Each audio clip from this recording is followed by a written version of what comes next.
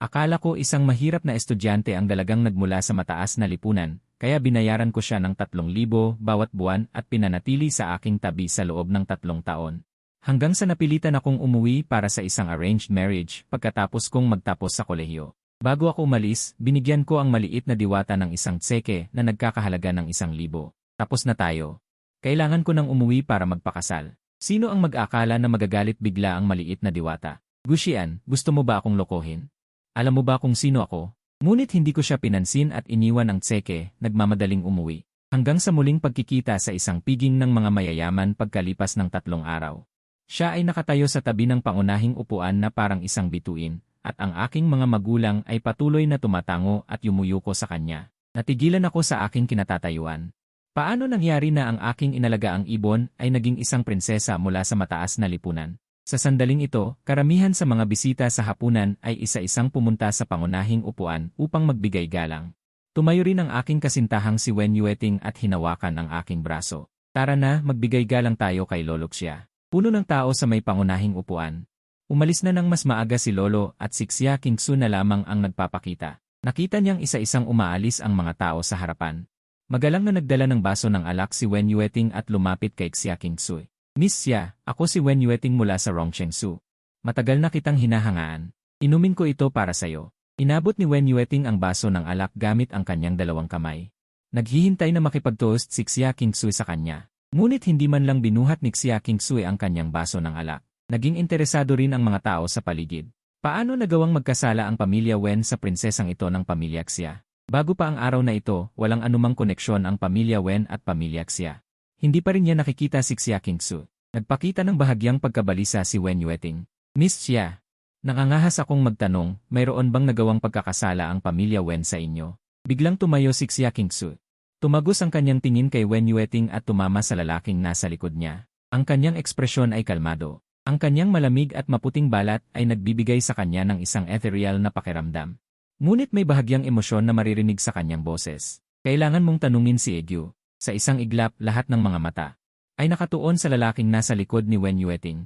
Napansin din ng maraming tao mula pa sa simula ang lalaking ito na nakasuot ng suit. Para siyang isang artista na lumabas mula sa telebisyon. Ang kanyang mukha ay napakagwapo. Bumagsak sa akin ang napakaraming nagtatanong at mapanuring mga mata.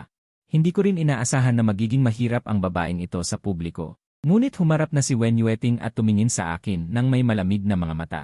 Puno rin ng paninisi ang kanyang boses.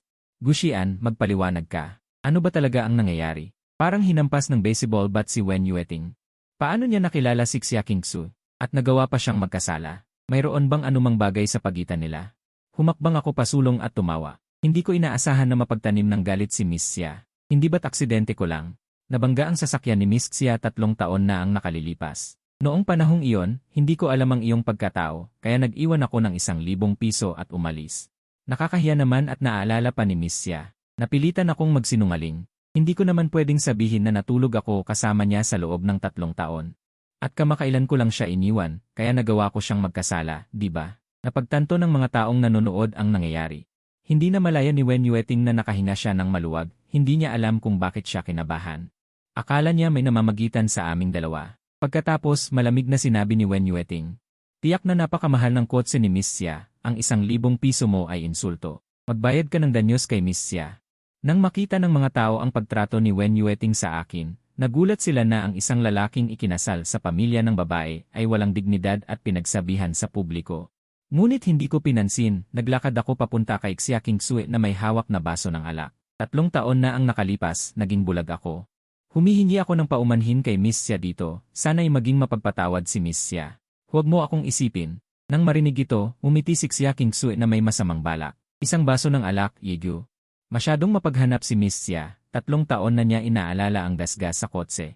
Nagbabala ang lahat sa kanilang sarili na huwag siyang galitin sa hinaharap habang nakikiramay sa akin. Ngunit mayroon nang nagsimulang magsali ng alak sa tabi, 1 bote ng alak ang isinalin sa 10 baso at inilagay sa mesa. Tinitigan ako ni Xia Qingsu. Egyu, sige na. Umiti ako. Bigla kong naisip na ang 1 bote ng alak ay maaaring bumili ng 3 taon naming hindi pagkakaunawaan. Hindi rin masamang pagpipilian. Lumapit ako at kinuha ang isa sa mga baso. Miss Xia, tutupad ka ba sa usapan mo? Pagkatapos kong inumin ang mga alak na ito, tapos na ang ating alitan at tanggalin ang pagkiling kay Wenshai. Tumango si Xia Kingsu na nakangiti. Siyempre, may bahid ng kasiyahan sa kanyang boses.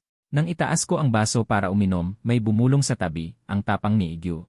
Si Egu ay nakatuon sa mga interes ng Su, ngunit ang kanyang asawa ay walang pakialam at hindi ipinagtatanggol ang kanyang asawa. Malinaw na narinig ni Wen Yueting ang mga salitang ito, namutla at namula ang kanyang mukha. Sa huli ay sinabi niya, asawa ko siya, pwede ko siyang tulungang uminom. Akala ko tatanggi si Xia Kingsu ngunit sinabi niya, isa kang mabuting asawa, Miss Wen. Inumin mo. Napilitan si Wen Yueting, nagpasya siya at ininom. Ininom niya ang puting alak sa baso. Pagkatapos inumin ang isang baso, hindi na nakayanan ni Wen Yueting at nagsimulang umuguyog. Tila babagsak siya sa susunod na segundo. Mas alam ko kaysa kanino man na hindi maganda ang pag-inom ni Wen Yueting, mayroon pang 8 baso. Ako na ang inom. Pagkatapos kong magsalita, kinuha ko ang baso sa mesa at ininom isa-isa. Di nagtagal, ang huling baso na lang ang natira. Nagulat ang lahat sa nakita nila. Hindi kakaiba ang mga lalaking umiinom. Pero ang pag-inom ng ganyan na nakakalugod sa mata, masasabing walang katulad na may maayos na tika sa pag-inom. Kahit na may bahid ng likas na pagiging elegante. Nang ibaba ko ang baso ng alak, ang mga tao sa paligid ay kusang pumalakpak. At hindi nagbago ang ekspresyon ko, bahagya lamang pumula ang aking pisngi na nagpadagdag ng buhay sa akin. Tapos na ang alak, Miss Xia, dapat ay humupa na ang galit mo. Natural, mayroon akong ibang kahulugan sa sinabi ko. Mas malamig ang ekspresyon ni Xia Kingsu kaysa kanina. Pagkatapos uminom ng alak, itinaas niya ang kanyang pulang labi. Talagang malalim ang pagmamahala ni Egu at Miss Wen. Pagkatapos magsalita, tumalikod siya at umupo, tila wala na siyang gana. Nagmadali ring lumapit ang iba para mag-toast. Ang maliit na pangyayaring ito ay lumipas na. Inalalayan ko si Wen Yueting na umalis at bumalik sa aming upuan. Hirap na hirap si Wen Yueting. Gulong-gulo ang sikmura niya at malapit ng sumuka. Pilit siyang bumangon at mahinang sinabi, pupunta lang ako sa banyo. Naupo ako sa upuan na nag-iisip. Hindi ko sinasadyang mapatingin sa pwesto sa pangunahing mesa. Habang nag-iisip, bigla kong naramdaman ang lamig sa dibdib ko. Isang baso ng pulang alak ang ganap na ibinuhos sa akin. At pagkatapos ay nagpanggap na humingi ng tawad si Gu Haoming, pasensya na. Kuya, magtotoast sana ako. Nang dumaan ako sa tabi mo, hindi ko sinasadyang madapa sa karpet. Tumingala ako na may bahid ng galit sa aking mga mata. Siyempre sinadya ni Gu Haoming. Kanina nakita niya na ako ang sentro ng atensyon sa pangunahing mesa. Pinag-uusapan at pinupuri ako ng lahat. Gusto niya akong mapahiya. Pagkatapos magsalita ni Gu Haoming, tumingin siya sa kanyang ina, Ma, anong gagawin ko? Nadumihan ko ang damit ni kuya. Tiningnan ako ni Qin Hilan na may malamig na ekspresyon. Marami nang inagaw ang kuya mo sa'yo simula pagkabata. Isang damit lang, hindi siya magagalit. Pagkatapos magsalita, umalis siya kasama si Gu Haoming. Pag-alis, lumingon si Gu Haoming at mapanuksong ngumiti sa akin. Tiningnan ko ang likod ni Qin Hilan na medyo malungkot pa rin. Bigla kong naalala ang gabing lumabas ang resulta ng paternity test 3 taon na ang nakalipas. Sinampal ako ng malakas ni Qin Hilan ng 2 beses. Anak ka pala ng babaeng yon. Pinalaki ko pa ang anak ng kaaway ko bilang kayamanan sa loob ng maraming taon. Mamatay ka na. Bakit hindi ka mamatay? 3 taon na ang nakalipas, sa tuwing naalala ko, kumikirot pa rin ang dibdib ko. Pinag-uusapan na ako ng mga tao sa paligid. Sobrang-sobra naman yon. Sinadya talaga ni Gu Haoming. Saka, bakit ganyan na lang pumapanig si Ginang Gu? Hindi man lang ba siya nagkaroon ng kahit kaunting pagmamahal sa loob ng 20 taon na pinalaki niya kahit hindi niya anak? Ilang dalaga na nakakita ng eksenang ito ay labis na nagdamdam para sa akin. Nagtipon sila at nag-alala sa akin. Iwinagayway ko ang aking kamay at sinabi, ayos lang ako. Sa sandaling ito, lumapit si Loloxia. Ang tagal na, hindi mo pa rin nalilinis ang sarili mo, Ling-er. Kunin mo na agad ng malinis na damit si Egu para makapagpalit siya. Egu, sumama ka sa akin sa itaas. Maghahanap ako ng bagong damit para sa'yo. Pagtingin ko, nakita kong si Xia Wanlin, ang pangalawang anak ng pamilya Xia, ang nagsasalita. Hindi na ako tumanggi. Salamat, pangalawang binibini. Sumunod ako kay Xia Wanlin sa elevator sa gilid para umakyat. Pagkatapos ay dumaan kami sa mahabang pasilyo. May kalayuan ng pasilyo kung saan matatanaw ang bulwagan sa unang palapag. Nang tignan ko ang pangunahing mesa, napansin kong wala na roon si Xia Kingsu. Agad na binuksan ni Xia Wanlin ang isang pinto. Ginoong Gu, maghintay ka muna rito. Kukunin ko ang damit mo. Tumango ako at pumasok. Maya-maya, dumating si Xia Wanlin na may dalang bagong puting polo at pantalon. Hindi ko alam kung kasya ang sukat. Tumango ako. Ayos lang. Salamat. Ngumiti si Xia Wanlin. Sige, aalis muna ako. Magbihis ka na at bumaba. Pagkasabi niya, umalis siya habang kumikending at isinara ang pinto. Lumapit ako sa sofa at nagsimulang maghubad. Nang kalahati na akong hubad, may narinig akong ingay sa may pintuan. Biglang bumukas ang pinto ng silid ng walang babala. Reflex kong lumingon at nagtama ang aming mga mata ng isang babae. Parang panaginip na maganda at panandalian. Nakita ni Xia Kingsu na nagbibihis ako at bahagyang nagulat. Pumasok siya sa silid habang humahakbang ng malaki at agad na isinara ang pinto. Nang makita ko kung sino ang dumating, nakahina ako ng maluwag. Miss Xia, diretsong tumingin si Xia Kingsu sa akin at nagtanong. Anong ginagawa mo rito? Paliwanag ko, nabuhusan ng alak ang damit ko. Pumunta ako rito para magpalit ng damit. Tiningnan ako ni Xia Kingsu. Hindi mo ba alam na kwarto ko ito? Nagulat ako. Hindi ko talaga alam. Hindi sinabi ni Binibining Wanlin. Sabi niya, matagal nang walang nakatira sa kwartong ito. Bahagyang napataas ang kilay ni Xia Kingsu. Tama naman siya. Sa nakalipas na 3 taon, tumira ako sa villa sa Bagong Ilog. Pag-usapan natin ang villa sa Bagong Ilog. Napansin kong nakahubad pa rin ako. Miss Xia, dapat narinig mo na ang huwag tumingin sa hindi dapat tingnan. Lumapit si Xia Kingsu at umupo sa sofa kung saan ko inilagay ang damit ko. Mas walang pakundangan ang tingin niya sa akin. Ang babaeng ito na hayagang nagpapakita ng kalaswaan. Parang siya pa ang sinustentuhan ko sa loob ng 3 taon. Hindi na namin mabilang kung ilang beses kaming nagtabi sa kama. Nakita na niya ang lahat ng dapat at hindi dapat makita. Kinuha ko ang damit na nasa sofa para magbihis. Sa sandaling ito, ang perpekto kong katawan na may 10 ebis ay ipinakita sa babae ng walang pagtatago. Biglang nanlaki ang mga mata ni Xia Kingsu. Ramdam kong paulit-ulit kong sinasalakay ang isip niya. Sa huli, iniunat niya ang kanyang payat na mga braso at mahigpit akong niyakap sa baywang. Dumagsa ang nag-aalab at marahas na halik. Hindi na ako lumalaban pa. Naranasan ko na kung gaano kasarap humalik ang babaeng ito. Kaya't bakit hindi ko pa samantalahin kung libre naman? Habang abala kami sa paghalikan, biglang nagring ang cellphone ko. Sinubukan kong itulak ang babaeng nakadagan sa akin. May tumatawag. Binato ni Xia Kingsu ang cellphone ko. Bahala siya. Babae na ako at matanda na, hindi niya ako basta-basta bibitawan. Nang akmang gagawa na ako ng susunod na hakbang, nakangiti kong sinabi, telepono ito ng asawa ko. Matapos kong magbihis, tumingin ako kay Xia Kingsu. Ano ang pag-uusapan natin? Seryosong tumingin sa akin si Xia Kingsu. Iwan mo si Wen Yueting at sumama ka sa akin. Nang marinig ko yon, natawa ako. Sumimangot si Xia Kingsu. Bakit ka tumatawa? Sinulyapan ko siya. Gusto mong talikuran ko ang pagiging manugang ni Wen para maging kabit mo. Hindi ako tiningnan ni Xia Kingsu. Dahil lang sa pagiging manugang, kaya ka nagpapakasaya. Tumango ako. Naman, bagamat hindi hamak na mas mayaman ang pamilya Xia kaysa pamilya Wen, mas maginhawa ang buhay bilang manugang ng mga Wen kaysa maging lihim na kabit mo. Nagpatuloy si Xia Kingsu, hindi ko balak na gawin kang kabit. Tiningnan ko siya ng may pagtataka. Hindi kaya gusto mo akong pakasalan? Hindi umimik si Xia Kingsu. Umiti ako nang hindi nag-aalala. Miss Xia, naglalaro lang tayo. Bakit kailangan pang seryosohin? 3 taon kang naging masaya. Naging masaya rin ako. Hindi mo pinansin ang mga pagpapabaya at pagmamaliit ko sa iyo sa loob ng 3 taon. At hindi ko rin pinansin ang iyong mga panloloko at pagkukunwari. Maghiwalay tayo ng maayos. Pwede ba? Hindi ko maintindihan ang pag-isip ng babaeng ito. Napakayaman niya. Pero pumayag siyang ituring ko siyang kabit. Naalala ko na sa loob ng 3 taon, madalas ko siyang pinapabayaan.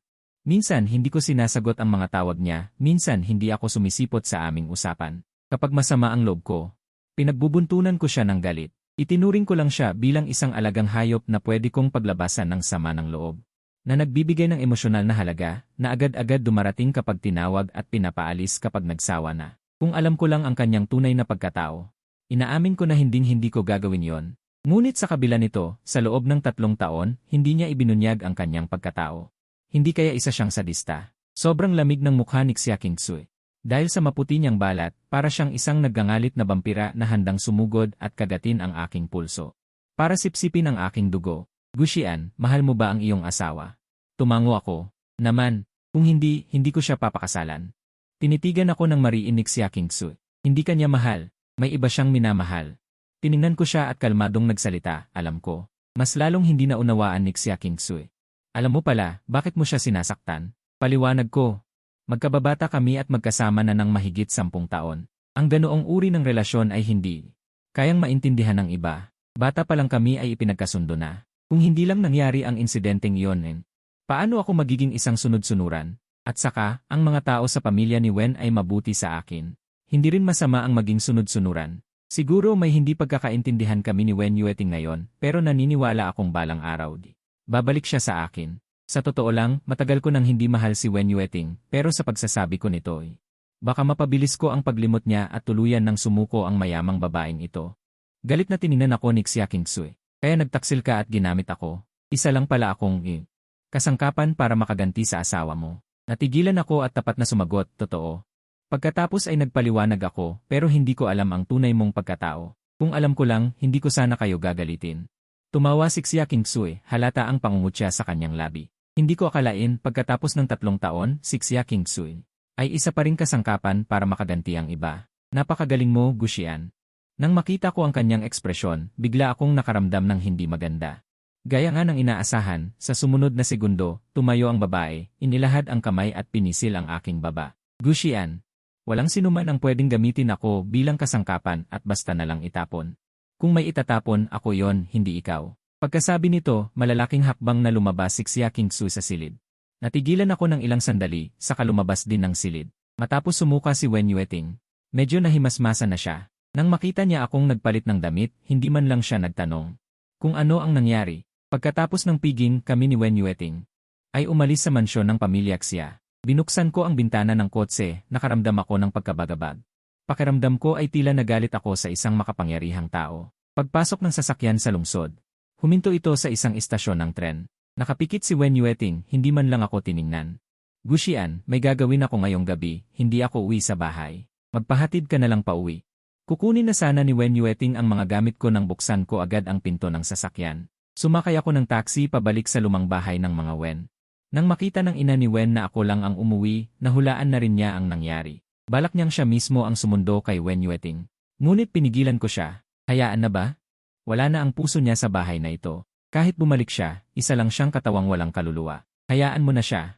Pagkasabi ko nito, umakyat na ako sa itaas. Bihira makita ng ina ni Wen na ako'y naguguluhan. Hindi ko alam kung ano ang nangyari noong araw na yon. Pagkaraan ng 1 linggo pa bago bumalik si Wen Yueting. Sa loob ng 1 linggong iyon, ang buhay ko ay gaya ng dati. Ang tanging kaibahan ay 3 beses. Ngunit pagkatapos ng piging na yon, hindi ko na nakita si Xia Kingsui. Pinalaya na ba niya ako? Payapa ang buhay, ngunit mayroon pa rin akong hindi maipaliwanag na pangamba sa aking puso. Noong gabing bumalik si Wen Yueting, nagalit ang ina ni Wen sa hapagkainan. Mayroon pa ba sa puso mo ang pamilyang ito? Simula ngayon, ang iyong pagiging miyembro sa departamento ng negosyo ay ituturing kong wala akong anak na tulad mo. Si Wen Yueting ay mayroon ding bahagyang pangamba, nakasimangot niyang sinabi. Ina, kababalik ko lang at hindi pa ako pamilyar sa mga gawain ng kumpanya. Kailangan ko pang maging masigasig sa aking trabaho. Nitong mga nakaraang araw, natutulog ako sa kumpanya. Ngayon lang ako nakauwi dahil sa mga bagay na may kinalaman sa trabaho. Nagsalita rin ang ama ni Wen. Tama, tinanong ko ang kalihim na si Zhang. Nagbago ang ekspresyon ng ina ni Wen at nag-iba ng usapan. Maayos ba ang trabaho? Ibinaba ni Wen Yueting ang kanyang chopsticks at malamig na suminghal. Dahil sa isang tao, napakasama. Nakasimangot na nagtanong ang ama ni Wen. Bakit? Sinabi ni Wen Yueting. Ngayon, nag-imbita ng pampublikong bidding ang Xuan Group ng pamilya Xia, ngunit tanging ang aming pamilya ang hindi nakatanggap ng imbitasyon. Ang lahat ng ito ay dahil sa inyong mabuting manugang. Nang marinig ko ito, natigilan ako. Naalala ko noong minsan na nagkita kami sa Xuan Building. Nakita ko si Xia Kingsui na lumalabas mula roon. Nagbiro pa ako at sinabi, Sinta, nagpalit ka na ba ng trabaho?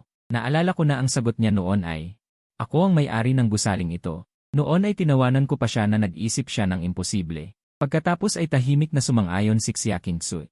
Sumakay siya sa aking kotse at magkasama kaming pumunta sa New River Villa. Noong panahong iyon, 2 buwan pa lamang kaming magkasama. Puro pagmamahalan at kasiyahan gabi-gabi. Noon pa man pala ay nagpapahiwatig na siya. Hindi ko maiwasang makaramdam ng pagsisisi na inakit ko ang isang babaeng tulad niya. Nang marinig ng ina ni Wen ang sinabi ni Wen Yueting, ipinagtanggol niya ako. Hindi naman nagtatrabaho si Gu Xian sa greenhouse, bakit siya nakikialam? Bahagyang tumaas ang boses ni Wen Yueting. Dahil 3 taon na ang nakalipas, inis niya na ang dalagang Xia, at binigyan pa ito ng 1,000 insulto. Ibinunyag ni Wen Yueting ang tungkol sa pagkakasakit ng matandang Xia, kaya tumahimik ang lahat sa hapagkainan. Nakitaan ng bahagyang pagtatamasa si Wen Yueting, Gu Xian, kagagawan mo ito. Ikaw na ang umayos nito, sabi ng matandang Wen, kung hindi talaga makuha ang proyekto, huwag na lang. Bahagyang nagulat si Wen Yueting, Lolo, dati mo pang ang sinasabi sa akin na nakasalalay sa proyektong ito ang buhay at kamatayan ng greenhouse. Bakit kapag nadamay si Gu Xian ay huwag na lang, mas mahalaga pa ba ang mukha ni Gu Xian kaysa sa buhay ng greenhouse? Hindi na mapigilan ni Wen Yueting ang kanyang hinanakit. Bakit kayo masyadong pabor sa kanya? Si Gu Xian ay isang huwad na binata lamang ng pamilya Gu. Ako ang tunay mong apo. Nagkaroon lang kami ng alitan dahil sa ilang bagay. Hindi namin pinapansin ang mga bagay na ito sa pamilya Wen. Dapat mong maintindihan na walang kinalaman si Xiao An sa mga alitan ng nakaraang henerasyon. Biktima pa rin siya, hindi mo man lang siya maawaan, gusto mo pang sumama sa iba na sisihin siya. Tumayo si Wen Yueting pagkatapos makinig at umalis sa hapagkainan, labis siyang nababagabag. Masyadong mabuti ang pamilya Wen kay Gu Xian. Simula nang mangyari ang insidente sa pamilya Gu, ipinagtanggol siya ng pamilya Wen sa lahat ng bagay. Pinilit siyang pakasalan ang pamilya Wen para lamang bigyan siya ng isang kanlungan. Naglalakad si Wen Yueting nang makasalubong niya ako pababa para kumain. Tumingin ako sa matandang Wen at nagsalita. Lolo, bukas magdadala ako ng regalo sa Xuan Group para humingi ng tawad kay Miss Xia. Sisiguraduhin kong makukuha ang karapatan sa pagbid ng greenhouse. Ngumisi si Wen Yueting, Seje.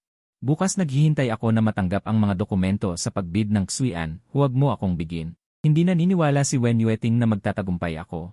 Dahil naranasan na niya ang ugali at pagiging mapagtanim ng galit ni Miss Xia, hindi niya sasabihin ang mga ito kung makakatulong ang paghingi ng tawad. Sa totoo lang, ilang beses nang bumisita si Wen Yueting nitong mga nakaraang araw, hindi siya pinapansin ni Xia Kingsui. Sa huling pagkakataon, pinapunta pa siya ng gwardya, talagang napahiya siya. Ang lahat ng ito ay dahil kay Gu Xian, dapat niya ring maranasan ang pakiramdam na pinalayas ng gwardya sa publiko. Kinabukasan, maaga akong nagmaneho papunta sa Xuan Building, ipinarada ko ang kotse sa open parking lot. Tumingala ako sa gusali na mataas sa langit, ang ginintuang mga salitang Xuan ay kumikinang sa ilalim ng araw. Ang Xuan Building ay katatapos lamang itayo ng wala pang 3 taon, naging landmark na ito ng Rongcheng, akala ko ay bagong kumpanya ito. Ang bagong bida sa teknolohiya, hindi ko akalain na sangay pala ito ng Xia Group. Pumasok ako sa malaking lobby ng Xuan at nagpunta sa reception. Magandang araw. Saang palapag ang opisina ni Xia Kingsui? Nang marinig ng receptionist na binanggit ko ang pangalan ni Xia Kingsui, iba-iba ang naging ekspresyon nila. Sabi ng pinakamatangkad na babaeng may matulis na baba, ang pangalan ng Presidente Xia ay hindi basta-basta binabanggit. Ano ang relasyon mo sa Presidente Xia namin? Muntik ko nang sabihin na relasyon ng mantenido. Ngunit nakangiting nagpaliwanag ako, kinakatawan ko ang angkan ng mga Wen para makipag-usap kay MS Xia tungkol sa mga bagay na may kinalaman sa trabaho. Nakita sa mga mata ng babaeng may matulis na baba ang bahid ng paghamak. Ang angkan ng mga Wen ay talagang tuso. Gusto pa nilang gumamit ng kagwapuhan. Pasensya na, sinabi ng Presidente Xia namin na walang sinuman mula sa angkan ng mga Wen ang papayagang tumapak sa pintuan ng Xuan. Pagkasabi nito, itinaas niya ang kamay para tawagin ang gwardiya. Bago ako palayasin, sinabi ko sa gwardiya, pasensya na. Tatawag muna ako. Bulong ng 4 na receptionist, may masamang balak ang angkan ng mga Wen. Ang dating general manager ng angkan ng mga Wen ay personal na dumalaw ng 4 na beses, ngunit hindi siya pinansin ni Presidente Xia. Talagang naubusan na sila ng paraan. Nagpadala pa sila ng isang gwapo. Pagkatapos kong ibaba ang telepono, agad-agad na inutusan ng receptionist ang gwardiya. Anong ginagawa niyo dyan? Palayasin niyo na siya. Kasabay nito, tumunog ang telepono ng receptionist. Tinignan ito ng receptionist. Tawag pala ito mula sa opisina ng Presidente Xia. 3 taon na siya sa Xuan, pero hindi pa niya natatanggap ang tawag mula sa opisina ng Presidente Xia. Maingat niyang sinagot ito, at narinig niya ang magandang boses ng isang babae. Papasukin mo siya. Ibinaba niya ang telepono na may hindi maipaliwanag na ekspresyon, tila hindi pa rin siya makapaniwala. Tanong ng katabi niya, sino ang tumawag? Si President Xia. Si Xia Kingsui ay talagang napaka-low profile, hindi siya tumatanggap ng anumang panayam mula sa labas. Halos walang alam ang mga tao tungkol sa kanya. Ngunit bilang mga receptionist na pinakamahilig sa chismis sa kumpanya, alam na alam nila ang impormasyon tungkol kay Presidente Xia. Kaya naman naririnig nila kung kanino ang boses. Nagbago ang tingin sa akin ng receptionist. Ang opisina ng Presidente Xia ay nasa ika-32 palapag. Sinabi ko, salamat. Pagkatapos ay nagpunta ako diretsyo sa elevator. Agad na bumukas ang elevator sa ika-32 palapag. Pagkatapos kong tumawid sa isang pasilyo, huminto ako sa harap ng pintuan ng opisina ng Presidente. Emergu, maaari kang maghintay dito sandali. Sa relasyon nina Emergu at Presidente Xia, isipin mo na lang na para sa iyo ang lugar na ito. Natigilan ako at agad na namula ang aking mga tainga. Mas mabuti pang maghintay na lang ako sa departamento ng accounting. Mukhang alam na ng sekretaryo Gao na ito ang tungkol sa mga nangyari sa pagitan namin ni Xia Kingsui. Kung gayon, hindi ko na kailangang magpanggap pa. Pagkatapos akong bigyan ng tubig ni Sekretaryo Gao, umalis na rin siya sa opisina. Umupo ako sa sofa ng opisina at pinagmasdan ito. Malaki ang opisina, parang isang suite. Bukod sa lugar para sa trabaho, may iba pang mga silid. Lumingon ako at napatingin sa malaking mesa. Isang kristal na frame ng larawan ang agad na nakaagaw ng pansin. Sa loob ng frame ay isang batang lalaki na mga 5 o 6 na taong gulang. May hawak siyang laruan na Ultraman at masayang nakangiti. Hindi gaanong kaganda ang kalidad ng larawan. Parang lumang larawan na kuha ilang taon na ang nakalipas. Medyo malabo rin ang mukha ng batang lalaki, ngunit ang kanyang masayang ngiti ay parang sinag ng araw na tila kayang itaboy ang lahat ng dilim. Kahit na hindi ko kilala ang batang lalaki sa larawan. Ang larawang ito ay nagbibigay sa akin ng pamilyar na pakiramdam. Kinuha ko ang larawan. Nang susuriin ko na sana itong mabuti, bumukas ang pinto ng silid at isang figura ang nakatayo sa pintuan. Nakita ako ni Xia Kingsu sa silid na may hawak na larawan at sinusuri ito. Kumunot ang kanyang noo. Ngunit hindi siya pumasok. Nakangiti kong kinuha ang larawan sa aking kamay at ikinaway ito. Natural kong tanong, anak mo? Mas lalong kumunot ang noo ni Xia Kingsu. Lumapit siya na may walang imik na ekspresyon at agad na kinuha ang larawan at ibinalik sa dating lugar. Ikaw ang malaking ulo. Ngumiti ako at sinabi, ang dakilang Miss Xiai. Bakit ka nagmumura? Ngunit ang sinabi ni Xia Kingsu ay nagpadama sa akin ng mas malapit sa kanya. Dahil noon, ganoon kami magsalita ng walang pag-ingat. Ang tingin sa akin ni Xia Kingsu ay bumalik na sa pagiging malamig. Anong ginagawa mo rito? Ang mga salita ni Xia Kingsu ay nagpapakita ng malinaw na pagiging malamig at paglayo. Sa totoo lang, sa loob ng 3 taon, hindi ko kailanman naisip na ang babaeng ito ay suplada. Sa katunayan, ang impresyon niya sa akin ay palaging masigasig, malambing, at walang kabusugan. Ngunit ang taong nasa harap ko ngayon, mula ulo hanggang paa, ay nagpapakita ng isang nakakakilabot na lamig. Paano nagawang baguhin ng isang tao ang kanyang ugali ng ganoon kabilis? Kaya sino ba talaga siya ngayon? At sino siya noong nakaraang 3 taon? Ibinabalik ko rin ang aking profesional na tono. Ang mga bagay sa pagitan natin, maaari bang huwag idamay ang Wen? Ang Wen ay masasabing, ang isang kumpanyang pang-arkitektura na kabilang sa nangungunang 10 sa bansa, hindi naman siguro ipagkakait ni Xia ang pagkakataong makapagbid. Umupo si Xia Kingsu sa kanyang upuan sa opisina at basta na lang kinuha ang isang dokumento sa mesa. Nanatiling malamig ang kanyang boses, kaya si Wen Yueting ang nagpadala sa iyo rito. Umiling ako. Ako mismo ang pumunta. Alam kong nagkasala ako sa iyo, pero naniniwala akong ikaw ay isang taong marunong maghiwalay ng personal at profesional. Bahagyang umiti ang malamig na mukha ni Xia Kingsu. Ginoong Gu, hindi mo kailangang bulahin ako. Ang pinakamahusay kong gawin ay maghiganti. Nakitaan ng kawalan ng pag-asa ang aking mga mata. Ano ang dapat kong gawin para bigyan ang mga wenang pagkakataon? Tinapik ni Xia Kingsu ang puwang sa tabi niya. Lumapit ka. Lumapit ako at natural na umupo sa tabi niya. Biglang bumaling si Xia Kingsu. Sumakay sa aking kandungan, biglang dumilim ang kanyang mga mata sa napakaraming gabi. Tumawa at pagkatapos ay pinisil ang aking baba at hinalikan ako. Hindi pa ako naging ganito kaamo. Dati ako ang nag-enjoy pero ngayon, bihira. Akong maging mapakiusap sa babaeng nasa harap ko. Halata namang nagpapadala si Xia Kingsu habang pinagmamasdan ang kanyang mga mata na unti-unting nalulunod sa pagkaakit. Binuka ko ang aking labi at mahinang sinabi sa kanyang tainga, si Dai. Bigyan mo ng dokumento ng bidding ang mga Wen, pwede ba? Madilim ang mga mata ni Xia Kingsu. Parang may usok na dahan-dahang umaalis sa kanyang mga mata. Ang tagal na naming naghahalikan, pero nagagawa ko pa ring pag-isipan ito. Pinisil ni Xia Kingsu ang aking baba, nagtama ang aming mga mata, napakalinaw ng kanyang magagandang mata. Sinulyapan ko siya, kung wala rin lang palang saysay, sana sinabi mo na agad. Nagpanggap pa ako ng matagal. Parang may bumabagabag kay Xia Kingsu, walang puso at walang utang na loob ang lalaking ito kapag wala na siyang pakinabang. Hindi siya nagdadalawang isip kahit isang segundo. Muntik na siyang magpadala pero nagpapanggap lang pala siya. Sa sandaling ito, nagsalita ulit ako, wala na ba talagang paraan para magbago ang isip mo? Tinitigan ako ni Xia Kingsu. May bahid na ng pagkabigo sa kanyang mga mata. Alam niya sa kanyang puso na kung siya ngayon ay mariing sasabihing wala, aalis ang lalaking ito nang hindi lumilingon. Tutal, ganito lang naman ang pasensya niya sa kanya. Nang maisip ito, nagsalita si Xia Kingsu. Kung papayag ka sa isang kondisyon, bibigyan ko ng pagkakataon ang mga Wen. Anong kondisyon? Lumipat mula sa pamilya Wen, tumira sa New River Villa. Ang New River Villa ay akin. Pero nung naghiwalay kami nung mga nakaraang araw, naibigay ko na kay Xia Kingsu. Hindi ko naisip na papayag ako agad. Sige, ipadala mo ngayon sa Wen Corporation ang dokumento ng bidding. Nang makita niya na pumayag ako agad, bahagyang nagduda si Xia Kingsu. Pero sa ngayon, wala siyang paraan para patunayan. Pero dahil pumayag ako, tinupad din niya ang kanyang pangako. Nagpadala ng dokumento ng bidding sa Wen Corporation. Sa kabilang banda, nagpupulong si Wen Yueting sa kumpanya. Sa kasalukuyang mga proyekto ng Wen Corporation, kalahati ay lugi. Ang ilan ay may malaking pagkalugi. Sa mga nagdaang araw, nagpupulong sila mula umaga hanggang gabi, sinusubukang kumbinsihin si Xia Qingsui na magbago ng isip. Sinimulan pa nilang pag-aralan ang kanyang mga gusto. Pero ang ganyang prinsesa ng langit ay walang kulang. Habang naiirita si Wen Yueting, biglang pumasok ang kanyang sekretarya na may dalang computer. General Manager! General Manager! Hindi tumingin si Wen Yueting. Anong nangyayari? Hindi mo ba nakitang nagpupulong pa? Sabik na nagsalita ang sekretarya, nagpadala si General Xia ng dokumento ng bidding sa atin. Natigilan si Wen Yueting. Agad din siyang tumayo. Talaga? Pakita mo sa akin.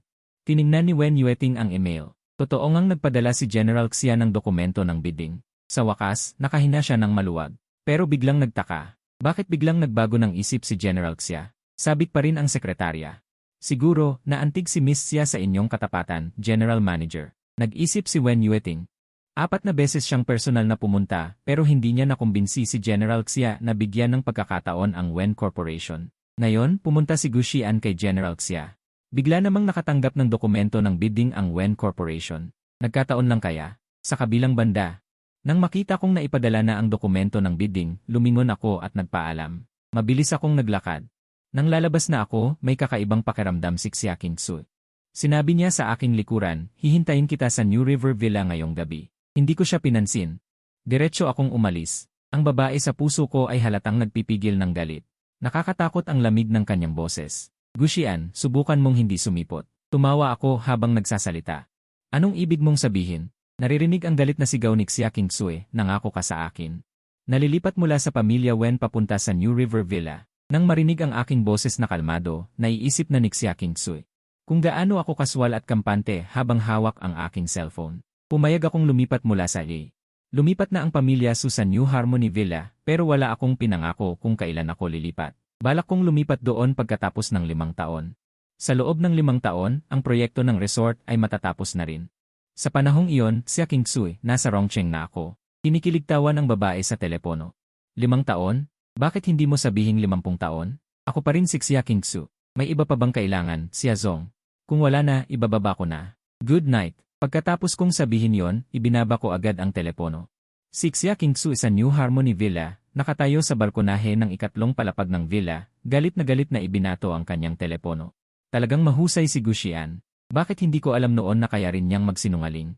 Samantala, ako ay nakahiga sa kama, umaawit ng kanta. Tutal, natapos ko na ang aking misyon. Ang resort ay isang espesyal na proyekto na inaprubahan ng Estado, kaya dapat itong bukas sa publiko para sa pagbid. Hanggat nakakuha ang pamilya Wen ng mga dokumento sa pagbid, ako ay susunod sa opisyal na pamamaraan. Ang buong proseso ay babantayan ng mga opisyal na ahensya. Hindi na makakakilos si Gu Xian. Sikaping sipain ang pamilya Wen. Kung hindi manalo ang pamilya Wen, iyon na ang kanilang kapalaran. Wala na akong kinalaman doon. Natulog ako ng mahimbing. Kinabukasan, maaga akong pumunta sa istasyon ng AC. Kahit na ako ay isang host ng tanghalian, ang aming istasyon ng AE ay nagsasagawa ng pagsulat, pag-edit, at panayam. Hindi lamang ako isang host, ako rin ay isang reporter. Maraming materyales sa balita ang kailangan kong hanapin mismo. Pagkarating ko sa kumpanya, narinig ko ang aking mga kasamahan na nagsitsismisan. Nabalitaan ko na ang bagong dating ay nagtapos sa Royal College of Art sa ibang bansa at nag-internship sa NIE. Ang resume na ito ay sapat na upang maging host sa Jintai. Bakit siya pumunta sa aming Rongcheng Mi Station? Sa pagdinig sa kanila na sinasabi ito, pakiramdam ko na ang aking posisyon bilang Golden Male Anchor ay hindi naligtas. Nagpatuloy ang aking mga kasamahan sa pagsitsismis. Ang direktor na siyan ay nag-recruit ng isang taong napakahusay. Siguradong mayroon siyang ibang motibo. Maganda yon. Anong kakayahan mayroon si Gu Xian? Hindi ba't siya ay may magandang mukha lamang? Nakakuha siya ng maraming mga advertiser na bumili. Siya ang may pinakamaraming patalasta sa kanyang katawan. 1 taon pa lamang siyang nasa istasyon ng AZ. Sa mga tuntunin ng profesionalismo, sino sa atin dito ang hindi mas mahusay kaysa sa kanya? Habang nakikinig ako, bumalik ako sa aking posisyon. Napansin ako bigla ng ilang nagsitsismisan. Xian, kailan ka dumating? Umiti ako. Noong pinupurin niyo ako dahil sa aking magandang hitsura. Ang ilan sa kanila ay mumingiti sa ibabaw ngunit galit na galit sa loob. Palagi siyang nagpapanggap na napakabukas palad at perpekto, ginagawa ang iba na parang mga clone. Sa sandaling ito, ang direktor ng balita ng istasyon ng AE na si Tang Ling. Pumasok at sumigaw, lahat kayo ay walang ginagawa sa umaga, hindi ba? Ngayon ang ating istasyon ng ACE. Dumating ang isang bagong katrabaho. Nakangiting tumingin si Tangling sa katabing lalaki, si Xiao Song. Magpakilala ka, sabi niya. Hello sa lahat, ako si Song Xinyu. Ang mga mata ng lahat ng naroroon ay nakatuon sa lalaking nagsasalita. Nakasuot ng tipikal na damit pang opisina, bagamat hindi ganoon kaganda ang kanyang mga katangian. Kapag pinagsama-sama, maituturing pa rin itong kaaya-aya. Ang ngiti sa kanyang mukha ay banayad at walang pagbabanta. Ang aking mga mata rin ay nakatuon kay Song Xinyu. Punong-puno ng lamig. Baguhan ako at kakadating ko lang. Sana'y gabayan ako ng mga veterano sa hinaharap. Pagkatapos magsalita, yumuko si Song Xinyu sa lahat. Malinaw na napakahusay ng kanyang resume. Ngunit napakababa ng kanyang ugali. Ang ilan sa mga naroroon ay nagsimulang magpakita ng kanilang pagtanggap kay Song Xinyu. Isa-isang binati ni Song Xinyu ang lahat at sa huli ay lumapit sa akin. Xian, magiging katrabaho na tayo mula ngayon. Kakadating ko lang at maraming hindi alam, kaya dapat mo akong tulungan. Nakita sa mga mata ng mga tao ang bahagyang pagtataka. Sa pagkakataong ito, nagtanong si Chen Shan, isang news anchor, at si Li Wei, magkakilala kayo. Nakangiting tumango si Song Xinyu sa lahat. Magkaklase kami ni Xian sa high school at dating matalik na magkaibigan. Umiti rin ako.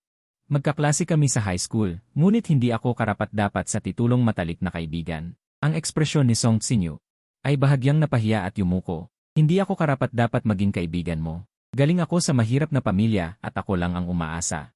Biglang tumahimik ang kapaligiran. Ang mapagpakumbabang pag-ugali ni Song Xinyu kahit na isang hindi pamilyar na tagamasid ay makakaramdam ng simpatya. Gaya nga ng inaasahan, lumapit si Li Wei kay Song Xinyu. Guxian, ano ba ang ginagawa mo? Isang high achiever na galing sa ibang bansa si Song Xinyu at pinararangalan ka lang niya sa pagsasabing kaibigan ka niya. Hindi ka marunong magpahalaga. Pagkatapos magsalita, hinawakan ni Li Wei ang braso ni Song Xinyu. Huwag mo siyang pansinin. Kilala siya rito bilang kinainisan ng lahat. Kaibigan mo na kami mula ngayon. Bahagyang napahiya rin ang ekspresyon ni Tangling. Song Xinyu, samahan mo muna si Li Wei para maging pamilyar. Nga pala, walang meeting ang 9:00 news. Habang pinapanood si Song Xinyu na umalis na napapalibutan ng maraming tao. Nakaramdam ako ng bahagyang pagkayamot, ngunit agad din akong bumalik sa dati. Napakahusay magpanggap ni Song Xinyu. Kung hindi niya ako maluloko ng 3 taon noong high school. Ang pagiging news anchor ay para lamang matupad ang pangarap ko noong bata pa ako. Hindi nangangahulugang wala na akong kasanayan para mabuhay kapag umalis ako rito. Sa kabaligtaran, marami akong interes at kasanayan, at ang bawat isa ay sapat na para suportahan ang aking buhay. Hindi ko alam ang layunin ni Song Xinyu sa pagpunta rito. Ngunit sawang-sawa na ako sa pakikipagkumpetensya sa kanya. Siguro mas mabuti pang umalis na lang ako sa lugar na ito. Magpupulong ang lahat sa conference room ng 9:00. Hindi lang ako ang host, isa rin akong reporter ng balita. Magsalita ka, Tangling. Tutal, pagkatapos ng 1 linggo. Matatapos na ang turnover at aalis na sa istasyon ng AC, kaya sa loob ng 1 linggo, kailangan nating tiyakin ang posisyon ng host sa primetime. Nagsalita rin si Tangling, direktor, sa tingin ko si Song Xinyu ay angkop. Nakita ko lang ang kanyang video sa pagtatrabaho sa GNC. Matatas sa pagpapalit ng Ingles at Chino, professional din sa pagho-host. Ngumiti si Tangling. Mahusay si Xiao Song, ngunit ang posisyon na ito ay orihinal na para kay Xian. Pagkatapos ng lahat, ang mga kontrata sa advertising sa kanya. Karamihan sa mga tao ay sikat din sinulyapan ako ni Li Wei. Hindi naman departamento ng advertising ang departamento natin ng balita. Ang tinitingnan ay ang matatag na profesional na kakayahan. Kung ikukumpara lang kung sino ang may pinakamaraming advertisement sa kanilang katawan, ang mga isip ng lahat sa hinaharap. Hindi nagagawa ng balita, ngunit iniisip kung paano respetuhin ang paghahanap ng mga sponsor. Ang 3 salita na maghanap ng sponsor ay binigkas ni Li Wei ng may diin. Malinaw kung sino ang sinisiraan nito. Nagpanggap akong walang pakialam. Dumalo ako sa business banquet ng Tianheng Group noong isang araw. Narinig ko ang mga empleyado ng kanilang kumpanya na nag-uusap na may isang babae na may singkit na mata sa aming istasyon ng AE na pumupunta kay General Li araw-araw. Nakita ng asawa ni General Li ang babae na nakaupo sa kandungan ni General Li na tinatawag siyang daddy at sinampal siya nito. Nagtataka ako kung mayroon talagang ganoong tao sa aming istasyon ng AE. Agad na tumayo si Li Wei sa galit. Guxian, huwag kang magsinungaling. Umiti ako. Hindi ko naman sinabi na ikaw yon. Napakalaki ng istasyon ng AE, hindi lang ikaw ang babaeng may singkit na mata. Sa tingin ko tama ang sinabi mo. Dapat ilaan ang isip sa paggawa ng balita. Ang paghahanap ng mga sponsor ay madaling bumaliktad. Nagkataon, dinagdag ko ang WeChat ng asawa ni General Lee sa huling business dinner. Kahapon, nagtatanong pa rin siya sa akin. Ang babaeng may singkit na mata. Ang ekspresyon ni Li Wei ay unti-unting nagbago mula sa galit patungo sa takot. Ano ang sinabi mo sa kanya? Isang pangungusap ang nagbunyag sa maliit na kaisipan ni Li Wei. Iba-iba ang mga mata ng lahat. Ngunit sa sandaling ito, wala nang pakialam si Li Wei. Alam niya ang mga pamamaraan ng asawa ni General Li. Buti na lang at mabilis siyang nakapag-react noong nakaraan. Nakatingin ako kay Li Wei ng may ngiti. Nang halos lamunin na si Li Wei ng takot, dahan-dahan akong nagsalita. Ito ay may kinalaman sa reputasyon ng aming istasyon ng AC. Hindi pa ako sumasagot hanggat hindi pa malinaw ang investigasyon. Ito sana ang pagkukulang ko. Nabanggit mo lang ang paksa ng sponsor, kaya naalala ko na lang. Nakahinga ng maluwag si Li Wei. Sa sandaling ito, ang kanyang tingin sa akin ay puno ng pag-ingat. Nagbabalik siya sa kanyang upuan nang hindi nagpapasalamat at hindi na naglakas loob na magsalita ng kahit isang salita. Bahagyang umiti si Song Xinyu at nagsalita. Lahat ng tao sa aming departamento ng balita ay nagtapos sa mga sikat na paaralan. Naniniwala ako na mayroong hindi pagkakaunawaan dito. Tungkol sa posisyon ng host sa primetime, hindi ako makikipag-agawan kay Xian. Ibigay na lang natin sa kanya ang posisyon na ito. Magiliw ang boses ni Song Xinyu, ilang pangungusap lang ay nailipat na ang usapan. Nagpapasalamat na tumingin si Li Wei kay Song Xinyu. Napatawa naman ako. Parang sinasabi mong sayo na ang posisyon ng host. Ang may kakayahan ang mananalo. At ngayon, ipinaubaya mo sa akin ang pagpunit. Xian, nagkakamali ka. Hindi iyon ang ibig kong sabihin. Ano ba talaga ang ibig mong sabihin? Tama na, huwag na kayong mag-away. Sa wakas ay sumakit ang ulo ni Tangling at pinutol ang usapan. Tungkol sa posisyon ng host, ganito na lang. Plano ng ating istasyon ng telebisyon na kapanayamin ang isang napakahalagang tao. Kung sino ang makakakuha ng unang panayam sa taong iyon, siya ang magiging host sa primetime. Siyempre, kailangang makumpleto ang panayam sa loob ng isang linggo. Kailangan niyong magmadali. May nagtanong ng may pagtataka. Direktor, sino po ang sinasabi ninyong taong iyon? Sagot ni Direktor Tang, si Xia Kingsui, ang panganay na anak ng pamilya Xia. Nagulat ang lahat. Hindi ba dapat nasa Beijing ang panganay na anak? At saka, kahit ang mga batikang reporter ay hindi pa nakakapanayam sa anak na ito ng pamilya. Paano kaya niya tatanggapin ang panayam mula sa ating maliit na lugar? Sabi ni Zhao Yuan mula sa Departamento ng Photography, akala ko pa naman mga reporter kayo. Hindi niyo alam ito. 3 taon nang nagtatago si Miss Xia sa Rongcheng. Ang Snow and Group, ang pinakamahiwagang kumpanya sa Rongcheng, ay ang sanggay pala ng pamilya Xia sa Rongcheng. Malapit nang magbukas sa Rongcheng ang isang resort na aprobado ng gobyerno. Siya ang namamahala sa proyektong ito. Dagdag pa ni Tangling, tama. Sino ba si Xia Kingsu? Sigurado akong alam na ninyo. Ang pamilya Xia ang pinakamayamang pamilya sa bansa. Si Xia Kingsu ang pinakamagaling sa pamilya Xia. Hanggang ngayon, hindi pa siya pumapayag na kapanayamin ng kahit anong media. At malapit nang i-anunsyo ang proyekto ng resort, kaya ito ang tamang pagkakataon. Sa tingin ko, pwede nating subukan. Isa pa ring malaking hamon ito. Kung hindi magtagumpay, ayos lang. Pero kung magtagumpay, makakagawa ang ating istasyon ng telebisyon sa Rongcheng ng isang kahanga-hangang. At hindi pa nagagawa ng kahit sino. Umaasa ako sa inyong dalawa. Kung sino man sa inyo ang magtagumpay, syempre, sa kanya na ang posisyon ng host sa primetime. Kung hindi naman, mayroon akong ibang sistema ng paghatol. Pagkalabas ng conference room, bihirang maging seryoso ang ekspresyon ko. Lumapit si Song Xinyu sa tabi ko, Xian. Pumunta ka rin ba sa kaarawan ng lolo ng pamilya Xia? Bakit sa loob ng istasyon?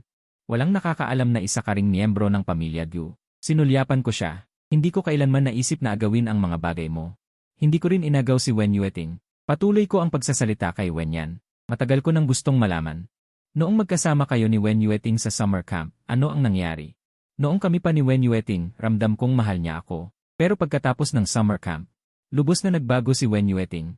Nawala ang pagmamahal, naging pagkamuhi pa nga. Bahagyang nagbago ang ekspresyon ni Song Xinyu. Tila naalala ang mga nangyari ilang taon na ang nakalipas. Nang makita ko ito, kumaway ako. Tama na. Wala akong masyadong interes sa ganitong maruming bagay. Nagmamadaling magpaliwanag si Song Xinyu. Hindi ito ang iniisip mo. Nawalan ako ng pasensya at tumayo. Song Xinyu, huwag mo akong buluhin. Kung hindi, baka maging katulad ako ng 3 taon na ang nakalipas. Tumabi ka. Mayroon akong 5 balita na dapat ay broadcast. Pinanood ako ni Song Xinyu na nawala sa kanyang paningin. Ang ekspresyon sa kanyang mukha ay naging malamig. Gu Xian, agawin ko ang lahat sa iyo. Ang iyong asawa, ang iyong trabaho, at maging ang iyong mga kamag-anak. Agawin ko ang lahat. Mahahatulan ka sa paninira ng iyong reputasyon. Hinihintay ko ang araw na iyon. Pagdating ng panahong iyon, malalaman mo kung bakit ko ginawa ang lahat ng ito. Nang gabing iyon, bumalik si Song Xinyu sa suite ng Kyoto Hotel. Nakabalik na rin si Wen Yueting. Masaya siyang lumapit. Hindi ba't sinabi mo kanina? Nababalik ka sa lumang bahay ng pamilya Wen? Lumapit si Wen Yueting at hinawakan ang balikat ni Song Xinyu. Miss na kita. Niyakap ni Song Xinyu si Wen Yueting. Tumingala si Wen Yueting at tumingin sa kanya. Xinyu, hinahayaan kitang sumama sa akin ng ganito. Napapahirapan ka. Umiling si Song Xinyu. Basta nasa akin ang puso mo. Hindi ako nakakaramdam ng paghihirap. Nagsalita si Wen Yueting. Magtiwala ka. Ang sa amin ni Gu Xian ay malulutas sa lalong madaling panahon. Nang banggitin si Gu Xian, ang mukha ni Wen Yueting biglang lumamig. Tila may naalala siya. Ngayon ang iyong unang araw sa istasyon ng telebisyon. Inapi ka ba niya? Ang mga mata ni Song Xinyu tila kumislap. Hindi. Alam mo naman dahil inagaw kita sa kanya. Ganoon pa rin siya sa akin. Babalikan ko siya ngayon para pagbayarin. Wen Yueting, pinigilan ni Song Xinyu ang kanyang kamay. Huwag kang ganyan. Kung makakasama kita, wala nang mas mahalaga pa. Ang pagbalik mo ay lalo lamang magpapalala sa sitwasyon. Mas lalo akong kamumuhian ng mga magulang mo. May mga bagay na kaya kong tiisin. Sa pag-iisip ng pagkiling ng mga magulang kay Song Xinyu, tumigil si Wen Yueting. Kung inaapi ka, sabihin mo sa akin. Hindi ko hahayaan na patuloy kang apihin ni Gu Xian. At tandaan mo, hindi ako kailanman naging kanya. Hindi mo ako inagaw sa kanya, kundi si Gu Xian ang hindi karapat-dapat. May kislat sa mga mata ni Song Xinyu, saka malambing na nagsalita. Yueting, nakilala mo na ba si Xia Qingsu? Kilala mo ba ang dalagang ito ng Beijing? Sumagot si Wen Yueting dati para sa proyekto ng Paradise Resort. May kung anong liwanag sa mga mata ni Song Xinyu. Talaga? Maaari ba akong pumasok gamit ang pagkatao ni Gu Xian? Kaya hindi ko siya masyadong kilala. Nagtanong si Wen Yueting, bakit mo siya tinatanong? Sabi ni Song Xinyu na may pag-aalala, sabi ng istasyon, kung makakakuha ako ng eksklusibong panayam kay Xia Qingsu. Ang posisyon bilang host sa primetime sa ganap na alas 7 ay mapupunta sa akin. Ngunit ngayong araw, tumawag ako sa kampo ni Xia Qingsu. Sabi nila kung galing sa istasyon ng telebisyon ang appointment, kailangan pang pumila ng kalahating taon. Sumimangot si Wen Yueting at nag-isip sandali. Ang tanging nakalap kong impormasyon ay ang dalaga ng pamilya Xia ay may hilig maglaro ng golf sa Royal Golf Club. Nag-aalala pa rin ang mukha ni Song Xinyu. Ngunit ang Royal Golf Club ang pinakamataas na uri ng membership golf course sa Rongcheng. Ang bayad sa membership ay umaabot sa 10 milyon. Paano ako makakapasok doon? Sabi ni Wen Yueting, ang lolo ko ay miyembro ng Royal Golf. Dati, madalas akong sumama sa lolo ko. Bukas, tatawagan ko ang golf course. Dumiretso ka doon bilang manugang ng pamilya Wen. May kung anong kislap sa mga mata ni Song Xinyu. Talaga? Maaari ba akong pumasok gamit ang pagkatao ni Gu Xian? Tumingin si Wen Yueting sa kanya nang nakangiti. Siyempre, sa puso ko, ikaw ang tunay na manugang ng pamilya Wen. Nang maligo si Song Xinyu, tinawagan ako ni Wen Yueting. Gu Xian. Sa susunod na mang-api ka kay Song Xinyu, sisiguraduhin kong pagsisisihan mo. Nakakatawa kong sinabi. Ano, nagsumbong ba si Song Xinyu sa'yo? Mahigpit na sabi ni Wen Yueting. Iba si Xinyu sa'yo. Hindi siya nagpapakita ng ibang pag-ugali sa harap at likod. Sapat na ang mayroon ka. Huwag mo nang subukang agawin pa ang lahat sa kanya. Matapos kong ibaba ang telepono, medyo naguluhan ako. Malinaw na si Song Xinyu. Ang umagaw sa mga bagay na orihinal na akin. Sa huli, ako pa ang naging masama. Tinitigan ko ang mga dokumento sa computer sa mesa. Katatapos ko lang isulat ang aking resignation letter, bigla kong isinara ang computer. Bakit kailangan kong mag-resign dahil lang dumating si Song Xinyu? Noong una, inagaw niya sa akin si Wen Yueting, tapos ako pa ang naging masama. Ngayon, pati ba naman trabaho ko ay kailangan kong ipamigay? Siyempre, matagal ko na itong naiisip pero ngayon bigla akong nagbago ng isip. Kahit mag-resign ako, dapat pagkatapos ng. Pagkatapos kong maging host sa primetime, isinara ko ang computer ko, tapos kinuha ko ang cellphone ko at binuksan ang aking contacts. Nakita ko ang pangalang Kikanaryo at agad ko itong tinawagan. Mabilis naman itong sinagot. May kailangan ka ba, Emerjayang? Parang nagtatampo ang boses, siguro dahil sa huling pagkakataon na pinakialaman ko ang kanyang lyrics. Siguro naisip na rin niyang umiwas sa akin. Siyempre, iyon naman ang gusto ko. Kaya ginamit ko ang seryosong tono para kausapin siya. Xia, ako po ay isang reporter mula sa Rongcheng A. Gusto ko po kayong i-interview. May oras po ba kayo? Tumawa siya sa kabilang linya. Alam ni Xia Qingsu na tungkol dito. Hindi ko siya kakausapin kung walang dahilan. Tumahimik siya ng ilang segundo at nagsalita, Gu Xian, ang kapal ng mukha mo. Pinakialaman mo ang lyrics ko noon, tapos ngayon gusto mo akong i-interview. Tumahimik ako saglit at kalmadong nagsalita. Magkaibang bagay yan, Inagyu. Siguro hindi mo alam na ako ay palaging profesional. Parang kinikilig siya sa galit. Gusto mo akong i-interview. Pumunta ka sa Xinhevilla ngayon. Humingi ka ng tawad at magpaliwanag ka sa akin, tapos saka natin pag-usapan ang iba pang bagay. Tiningnan ko ang orasan sa dingding. 1:00 ng gabi. Alam ko kung anong mangyayari kung pupunta ako doon ngayon. Wala pang isang beses na napunta ako doon nang walang kapalit, kaya tumanggi ako. Kung tungkol sa trabaho, magkita na lang tayo sa araw, Ines siya. Sabihin mo lang kung kailan at pupunta ako para humingi ng tawad. Alam ni Xia Qingsu ang ugali ko, kaya hindi na niya ako pinilit. Sa halip, malamig siyang nagsalita. Sige, bukas ng -9:00 ng umaga sa Huangjia Golf Course. Hindi pa ako nakakapunta doon. Pero alam ko na miyembro doon si Lolo Su. May isang magandang bagay sa golf course na yon.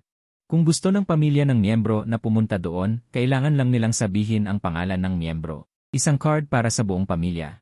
Kinaumagahan, -9:00 ng umaga, dumating ako sa Huangjia Golf Course. Pagpasok ko, pumunta ako sa registration area. Isang magandang babae ang sumalubong sa akin. Sir, hindi po kita gaanong nakikita dito. Miyembro po ba kayo? Tumango ako at nagsalita, si Wen Yuandong ang aking lolo. Maaari ba akong pumasok? Nagulat ang babae. Kayo rin po ay manugang ni Wen. Pagkatapos sinabi ng babae. Sa di kalayuan, may isang nakatalikod na figura. Sabi rin niya na siya ay manugang ni Wen. Si Ginoong Wen ay isang kilalang tao sa Rongcheng. Isa lang ang anak niya, isang lalaki at isang babae. Imposibleng magkaroon siya ng dalawang manugang. Sinundan ko ang likod ng babaeng tagapag-asikaso. Ang taong iyon ay si Song Xinyu. Nakita rin ako ni Song Xinyu at mukhang nagulat siya. Nahirapan din ang babaeng tagapag-asikaso. Maghintay ka lang, hahanapin ko ang aming manager. Pagdating ng manager, pinagalitan niya agad ang babae. Naipaalam na ni Binibining Wen, papasukin niyo na lang sila. Huwag nang magtanong pa. Nako, Ginoong Gu. Tumakbo papalapit ang manager habang pinapagalitan ang babaeng tagapag-asikaso sa tabi niya. Sabi naman ng babae na mukhang nagtataka. Ang sabi niyo po ay may isang Ginoong Gu pero wala pong sinabi na may dalawang Ginoong Gu na darating. Nagulat din ang manager. Paano magkakaroon ng dalawang Ginoong Gu? At sa pagkakataong ito, lumapit na si Song Xinyu sa akin. Xian, bakit ka rin nandito? Tiningnan ko siya ng may mapanuyang ngiti. Paano ko malalaman na may nagpapakilala pa lang ako kung hindi ako pumunta? Dumating din ang manager. Tiningnan niya ako at tiningnan si Song Xinyu. Kayong dalawa. Sino ba talaga ang tunay na Ginoong Gu? Maraming naglalaro ng golf ngayon, ang mga dalaga at binatang ito. Ay mga walang magawa, kaya't nang makakita ng chismis, nagsilapitan silang lahat. Anong drama ang ipapalabas? May nagbiro. Ang tunay at huwad na Ginoong Gu, si Xia Qingsu ay kasama rin sa isang grupo ng mga tao. Papalapit dito, dahil mas maputi ang balat niya kaysa sa karaniwang tao, palagi siyang may dating na. Mayamang mayaman, nakita ko rin siya. Sa totoo lang, sa loob ng 3 taon. Madalang ko siyang makitang may damit, kaya nagulat ako nang makita ko siya sa piging ni Lola Gu. Hindi dahil sa marangal ang kanyang posisyon, kundi dahil nagbago ang kanyang aura. Hindi ako sanay. Nagsalita ang isang dalaga sa tabi ni Xia Qingsu, si Murong Xue. Ang Rongcheng na ito ay isang magandang lugar. Kaya naman pala ang ating Xia ayaw umuwi sa Kyoto 3 taon na ang nakalipas. Nag-usap-usap din ang iba. Sumasakit ang ulo ng manager ng lobby. Tinitignan niya ang 2 taong hindi nagsasalita sa harap niya. Dahil maraming tao, hindi nagsalita si Song Xinyu. Malapit na siyang maging host sa primetime, kaya hindi siya dapat magkaroon ng ganoong batik sa kanyang pangalan. At alam niya ang pagkatao ko. Noong nag-aaral pa kami, hindi ako nakikipag-agawan sa kanya, palagi ko siyang pinagbibigyan. Sa pagkakataong ito, umaasa si Song Xinyu na kusang loob akong aatras. Ngunit hindi nangyari ang inaasahan niya. Tiningnan ko si Song Xinyu ng may mapanuyang ngiti, hindi nagsasalita at hindi umaatras. Sa gitna ng pagtatalo, biglang nagsalita ang isa sa tabi ni Xia Qingsu. Binibini. Naaalala ko na ipinahayag ni Lolo noong kanyang ika-70 kaarawan na si Binibining Wen at Ginoong Gu ang magkasintahan. Dapat mong malaman kung sino ang tunay na Yigyu. Sa isang iglap ang tingin ng lahat. Ay tumungo kay Xia Qingsu, kasama ako at si Song Xinyu. Gumalaw ang puso ni Song Xinyu. Ang taong nasa harapan niya pala ay ang dalagang tagapagmana na si Xia Qingsu. Siya rin ang taong gusto niyang kapanayamin. Bigla siyang kinabahan. Tinitigan ko rin si Xia Qingsu. Para sa 3 taon na pinagsamahan namin. Ang pagtulong sa akin ay hindi naman siguro kalabisan. Sa sandaling ito, lumapit na si Manager Zhao kay Xia Qingsu. Malinaw na naghihintay siya ng kanyang pagkilala. Sinulyapan ako ni Xia Qingsu at mahinang nagsalita, wala akong kilalang Miss Wen o Yegyu. Kung gusto ninyong malaman kung sino ang tunay na Yegyu, tawagan niyo si Miss Wen at ipa-video call para siya mismo ang tumukoy. Imposible namang hindi niya kilala ang kanyang asawa. Tama. Talagang nakalimutan ko. Buti na lang at naituro ni Miss Xia. Biglang lumubog ang puso ko. Bahagya ring sumimangot si Xia Qingsu. Sadyang ginagawa niya ito. Hindi nagtagal, sinagot ang video call. Narinig ang boses ni Wen Yueting mula sa kabilang linya ng telepono. Manager Zhao, anong problema? Bumati si Manager Zhao, pasensya na, Miss Wen. Sabi ninyo, darating si Egu ngayon. Pero dalawa ang dumating na Higyu. Tignan niyo kung sino sa kanila ang inyong asawa. Habang nagsasalita si Manager Zhao, inilipat niya ang kamera sa akin at kay Song Xinyu. Sumimangot si Wen Yueting. Halos walang pag-aatubili siyang nagsalita. Ang nakasuot ng puting suit ang aking asawa. Ang suot ni Song Xinyu ngayon ay puting suit, samantalang ang suot ko naman ay itim na suit. Pabulong nang umiti ang manager at sinabi, sige, sige, sige. Hindi ko na kayo istorbohin, Miss Wen. Ipagkatiwala niyo na sa akin ang iba pa. Pinatay ang telepono. Naghiyawan ang mga tao sa paligid. Marami ng tao sa hall. Marami ang nagsimulang mangutya. Kung hindi kayang makipaglaro, huwag nang pumunta dito. Nakakahiya ang magpanggap na manugang ng iba at mahuli. Tila hindi ko pinapansin ang mga taong nag-uusap tungkol sa akin. Lumapit din sa akin si Manager Zhao. Hindi na siya kasing galang tulad kanina. Labis ring nagulat ang manager. Pwede naman, pero ang membership fee dito ay isa 0 milyon. Alam ko. Mag-swipe na tayo. Hindi nakapaniwala ang mga tao sa paligid. Ang mga nangutya sa akin kanina ay halos gumagamit ng membership card ng kanilang ama o lolo para makapasok dito. Muling nagbago ang ekspresyon ng manager. Mas matamis pa ang ngiti niya kaysa kanina. Hindi na rin niya pinansin si Song Xinyu. Diretso siyang naghanap ng receptionist para samahan ako papasok. Habang siya naman ay masigasig akong inescort patungo sa EA area para mag-apply ng membership card. Sa mga mukha ng ilang dalaga na nakapaligid kay Xia Kingsui, nakita ang bahid ng pagkatuwa sa kapahamakan ng iba. Ang card na iyon ay parang isang high-end na black gold card, 50 lang sa buong mundo, at tinatanggap sa lahat ng bangko. Libre nitong natatamasa ang e-services ng lahat ng 7-star hotels sa mundo, simbolo ito ng estado sa buhay. Naaalala ko na si Miss Xia ay mayroon ding ganoong card. Sa Huaguo, ang nagtataglay nito ay hindi lalampas sa 15 katao. Anong klaseng background meron itong si Emergyu? Yung mga nangutya sa akin kanina ay nanlalaki rin ang mga mata. Ang 1 milyong piso ay hindi siguro katakataka, pero ang magkaroon ng black gold card na yon ay napaka-rare. Hindi ito basta-basta makukuha ng isang mayaman. Ang ahensya na nag-issue ng card na ito ay napakahigpit sa pag-apruba. Kahit pa ang mga royal families ng iba't ibang bansa ay hindi lalampas sa 3 tao ang nagtataglay ng card na ito. At ako naman, natural lang na hindi ko alam ang mga ito. Matapos ilabas ni Xia Kingsu ang kanyang card, tila napaisip siya. Maging ang Gu family noon o ang Wen family ngayon ay walang kahit anong kwalifikasyon para magkaroon ng card na ito. Malawak ang sakop ng Royal Golf Course. Ang mga kasama ni Xia Kingsui ay kumuha na ng mga golf clubs at sabik ng maglaro. Tanging si Xia Kingsui lang ang umupo sa waiting lounge. Dinalhan siya ng waiter ng sandwiches at masasarap na desserts. Sanay na siyang mag-almusal dito.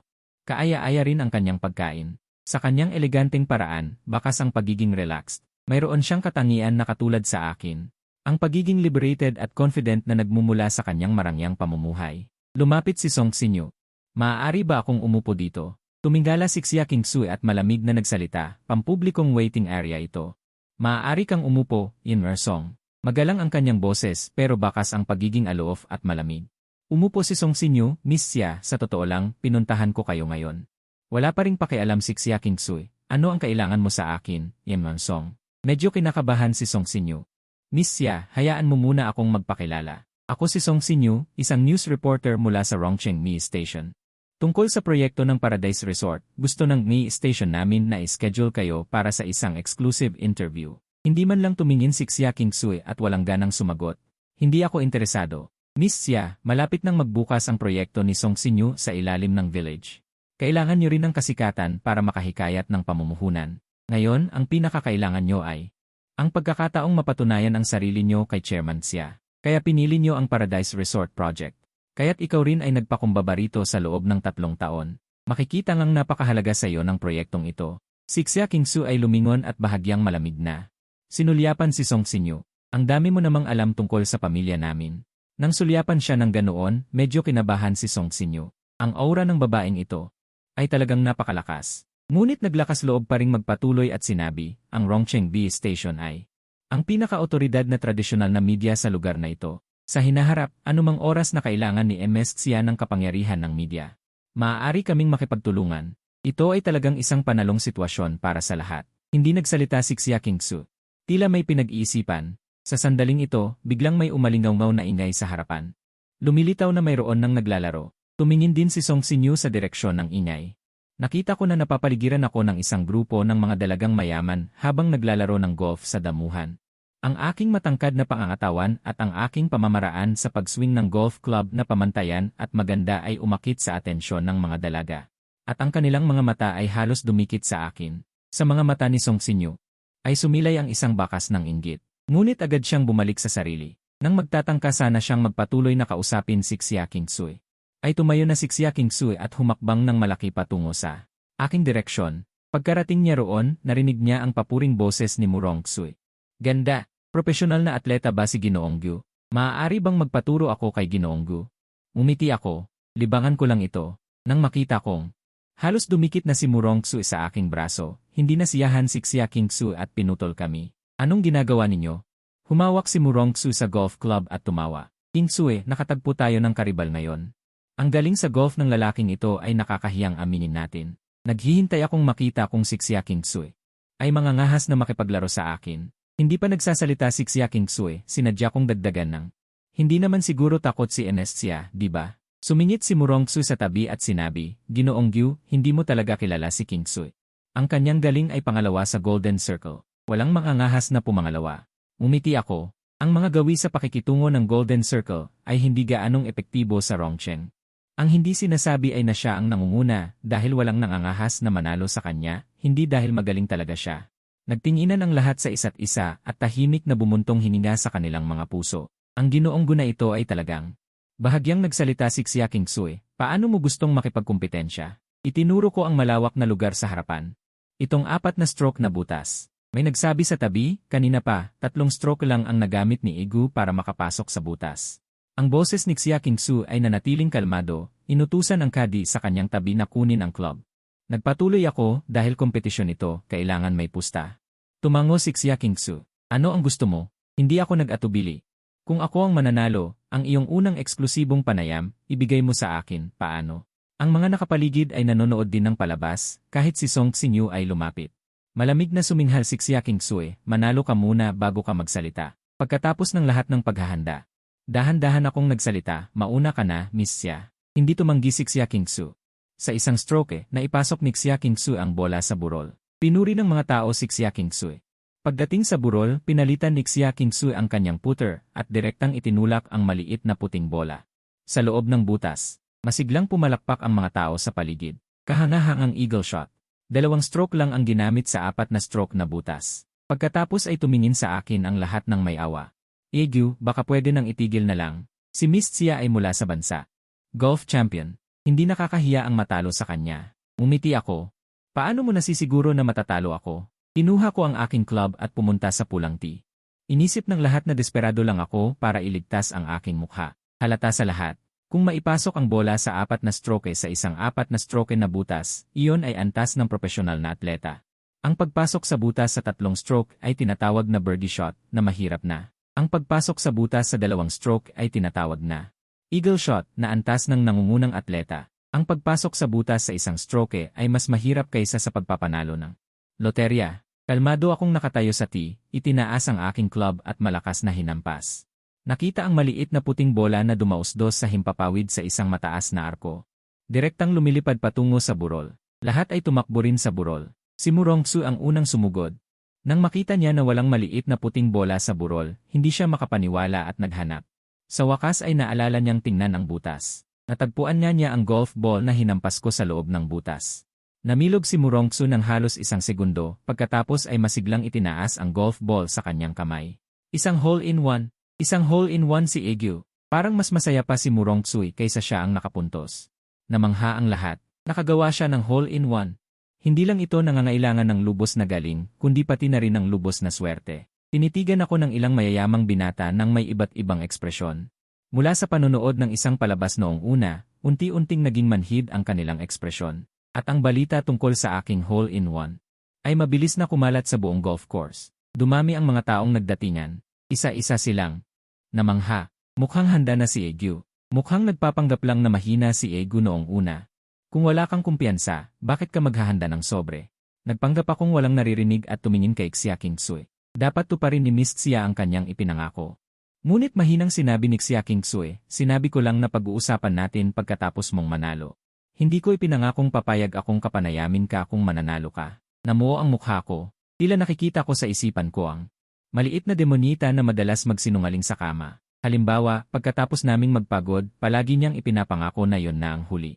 Ngunit kapag niyayakap ko siya habang naliligo, magdadahilan siya at sasabihin hindi niya yon sinabi. Nang maalala ko ang mga ito, namula ang aking mukha. Nagsimulang magsalita ang mga tao sa paligid ko. Miss Xia, hindi naman yata tama yan. Dapat tuparin ang usapan. Isang panayam lang naman. Nga. Hindi naman siguro ganito kababaw si Miss Xia. Tinitigan ako ni Xia Kingsue habang napapaligiran ako ng mga tao. Isang hindi maipaliwanag na galit ang bumulwak mula sa kaibuturan ng kanyang puso. Ayaw na ayaw ko sa mga taong nagpaplano. Tiningnan niya ako at ang aking malalapit na kaibigan nang may babala sa kanyang mga mata. Sinuman sa inyong makikipag-usat sa kanya, huwag niyo akong sisihin kung hindi ko na kayo kikilalaning kaibigan. Bahagyang nagulat ang lahat. Natakot din sila kay Xia Kingsu. Kahit na mayaman si Miss Xia ng gintong bilog, hindi siya nagdamot sa kanyang mga kaibigan. Kung hindi niya titipunin ang lahat para sa malaking proyektong ito. Sa esensya, gusto niyang sama-samang makinabang ang lahat. Ngunit dahil sa isang tao, nasabi niya ang mga salitang ito. Nakikita ng lahat na galit si Miss Xia. Isa-isa, ang mga babaeng nakapaligid sa akin ay lumayo sa akin. Nang makita ni Song Xinyu ang eksenang ito, bahagya siyang ngumiti. Pag-uusapan namin ni Song Xinyu ang tungkol sa golf course pagbalik namin sa istasyon ng AG. Hindi namin pinag-usapan pero naging emosyonal si Tang noong nagpulong ang grupo. Ang laki ng swerte. Sino sa inyo ni Xiao Song at Xian ang nakakuha nito? Para sa panayam kay Binibining Xia, tila natigilan kami ni Song Xinyu at nagulat din ang iba sa grupo. Patuloy na sabi ni Direktor Tang, pumayag si Binibining Xia na magpapanayam sa atin. Galing kay Xuan kanina. Tumawag sila at sinabing bukas ng siyam, papuntahin natin ang mga tao natin. Tanong ni Li Wei, sino ang papupuntahin para mag-interview? Sagot ni Direktor Tang. Wala silang sinabi, basta't papuntahin natin ang tao natin ng siyam. Binigyan tayo ni Binibining Gyu. 2 oras na oras sa GI station natin. Medyo abala rin si Direktor Tang. Xiao Song, Xiao An. Bakit hindi nyo sinasabi pagbalik nyo? Sino ba talaga ang nag-ayos ng panayam kay Binibining Gyu? Halata namang hindi ka pumayag, bakit nagbago pa ang isip mo? Habang nag-iisip ako, kalmadong nagsalita si Song Xinyu, ako po, Direktor Tang. Napangiti si Direktor Tang. Sige, Xiao Song, alam kong may kaya ka. Maghanda ka na para bukas ng siyam ng umaga, panayam kay Binibining Gyu. Kung magawa mo ito ng maayos, napakalaki ng iyong kinabukasan. Tuwang-tuwa si Direktor Tang na kinuha ang kanyang telepono. Kailangan kong iulat ito sa istasyon manager. Malaking bagay ito. Ilang beses nang inimbitahan ng istasyon manager ng Jintai si Binibining Xia, ngunit hindi siya nagtagumpay. Hindi ko akalain na magagawa ito ng Rongtai natin. Tiyak na matutuwa ang istasyon manager. Lumabas si Direktor Tang. Nagtipon ang lahat sa paligid ni Song Xinyu, ngunit mukha silang mapagkumbaba. Swertihan lang siguro. Ililibre ko kayo ngayong gabi, kakain tayo ng Japanese food sa Taiwuya. Ang Taiwuya ay isang high-end na Japanese restaurant sa Rongcheng. Nagtatrabaho sila sa istasyon ng Ngaye. Ngunit hindi ganoon kataas ang kanilang sweldo, kaya hindi pa sila nakakapunta sa ganoong mga mamahaling lugar. Lalong naghiyawan ng lahat, pinuri ang pagiging bukas palad ni Song Xinyu. Tumayo si Song Xinyu at lumapit sa akin na walang imik. Xian, sabay tayo mamaya sa Japanese food. Inayos ko ang mga dokumento at nakangiting tumingin kay Song Xinyu. Sige, kung may manlilibre, pupunta ako. Nang dumating ang grupo sa Taiwuya, nakapag-reserve na si Song Xinyu ng isang pribadong silid. Nang makita ng mga tao ang magarang dekorasyon dito, pinuri nila si Song Xinyu. Madalas ka bang kumakain dito? Mapagkumbabang sagot ni Song Xinyu. Wala lang, paminsan-minsan lang ako pumupunta. Ang ganitong lugar ay hindi kayang puntahan ng ordinaryong tao. Song Xinyu, niloloko mo pa kami na simple lang ang pamilya mo. Paano ka nakapag-aral sa ibang bansa kung hindi mayaman ang pamilya mo? Sabihin mo na ang totoo, Song Xinyu. Anong pamilya ka ba talaga ng galing? Song Xinyu, magsalita ka. Hindi ko kayo niloloko. Hindi talaga maganda ang kalagayan ng pamilya ko. Nakapag-aral lang ako sa ibang bansa dahil sa girlfriend ko. Pagkatapos niyang sabihin yon, tumingin siya sa akin na nakaupo sa tapat niya. May kaya ang pamilya ng girlfriend ko. At mahal na mahal niya ako. Sumama ako sa kanya para mag-aral sa ibang bansa, Song Xinyu. Song Xinyu, Song Xinyu, Song Xinyu. Song Xinyu, Song Xinyu, Song Xinyu. Song Xinyu, Song Xinyu, Song Xinyu. Song Xinyu, kung isa ka pa ring anak ng mayaman na pamilya Gyu, papakasalan mo pa rin ba ako? Pipiliin mo pa rin bang mapasok sa pamilya Wen? Ang pagmamahal mo sa akin ngayon ay dahil lang sa takot mong mawala ang huling pag-asa mo. Mawala sa iyo ang karangyaan at kayamanan ko sa mga susunod na araw. Ang isang tulad mong mapagpaimbabaw at marumi ay hindi man lang makapantay sa isang hibla ng buhok ni Song Xinyu. Tama na, Wen Yueting. Nanginginig ang mga daliri ko. May lihim akong tinatago sa puso ko. Lihim na walang nakakaalam. Hindi ko sinabi kahit kanino. Patuloy kong kinukumbinsi ang sarili ko na isa lamang itong bangungot. Matagumpay ko nang nabura ang pangyayaring iyon sa aking alaala. Akala ko walang makakaalam nito sa mundo. Yuting, ano ang sinabi mo kay Xian? Mukhang malungkot siya. Sabi ni Wen Yuting. Wala, sinabi ko lang ang bagay na yon. Nagbago ang ekspresyon ni Song Xinyu. Nangako ka sa akin na hindi mo babanggitin kay Xian. Ayaw ko rin naman. Kung sino ang nagsabi na masyado siyang mapang-api, kailangan din siyang turuan ng leksyon para hindi kanya apihin. Song Xinyu, napakabait mo. Iniisip mo pa rin siya sa pagkakataong ito. Ngunit sumimangot si Song Xinyu. May halatang pagkabalisa sa kanyang mga mata. Siguradong magdududa si Gu Xian sa sarili niya. Umalis ako gamit ang kotse. Ang kotse ay walang patutunguhang nagmamaneho sa highway. Sa huli, hindi ko alam kung paano ako napunta sa New Harmony Villa. Nakita kong nakabukas ang ilaw sa silid tulugan. Tahimik kong ipinasok ang kotse. Huminto ang kotse sa bakuran. Bumaba ako ng kotse at pumasok sa bahay. Narinig din ni Xia Qingsui ang tunog ng kotse sa ibaba. Papunta pa lang siya sa hagdan nang makita niyang umaakyat na ako. Katatapos lang maligo ni Xia Qingsui. Nakasuot siya ng kulay rosas na pajama at tinitigan ako nang may pangungutya.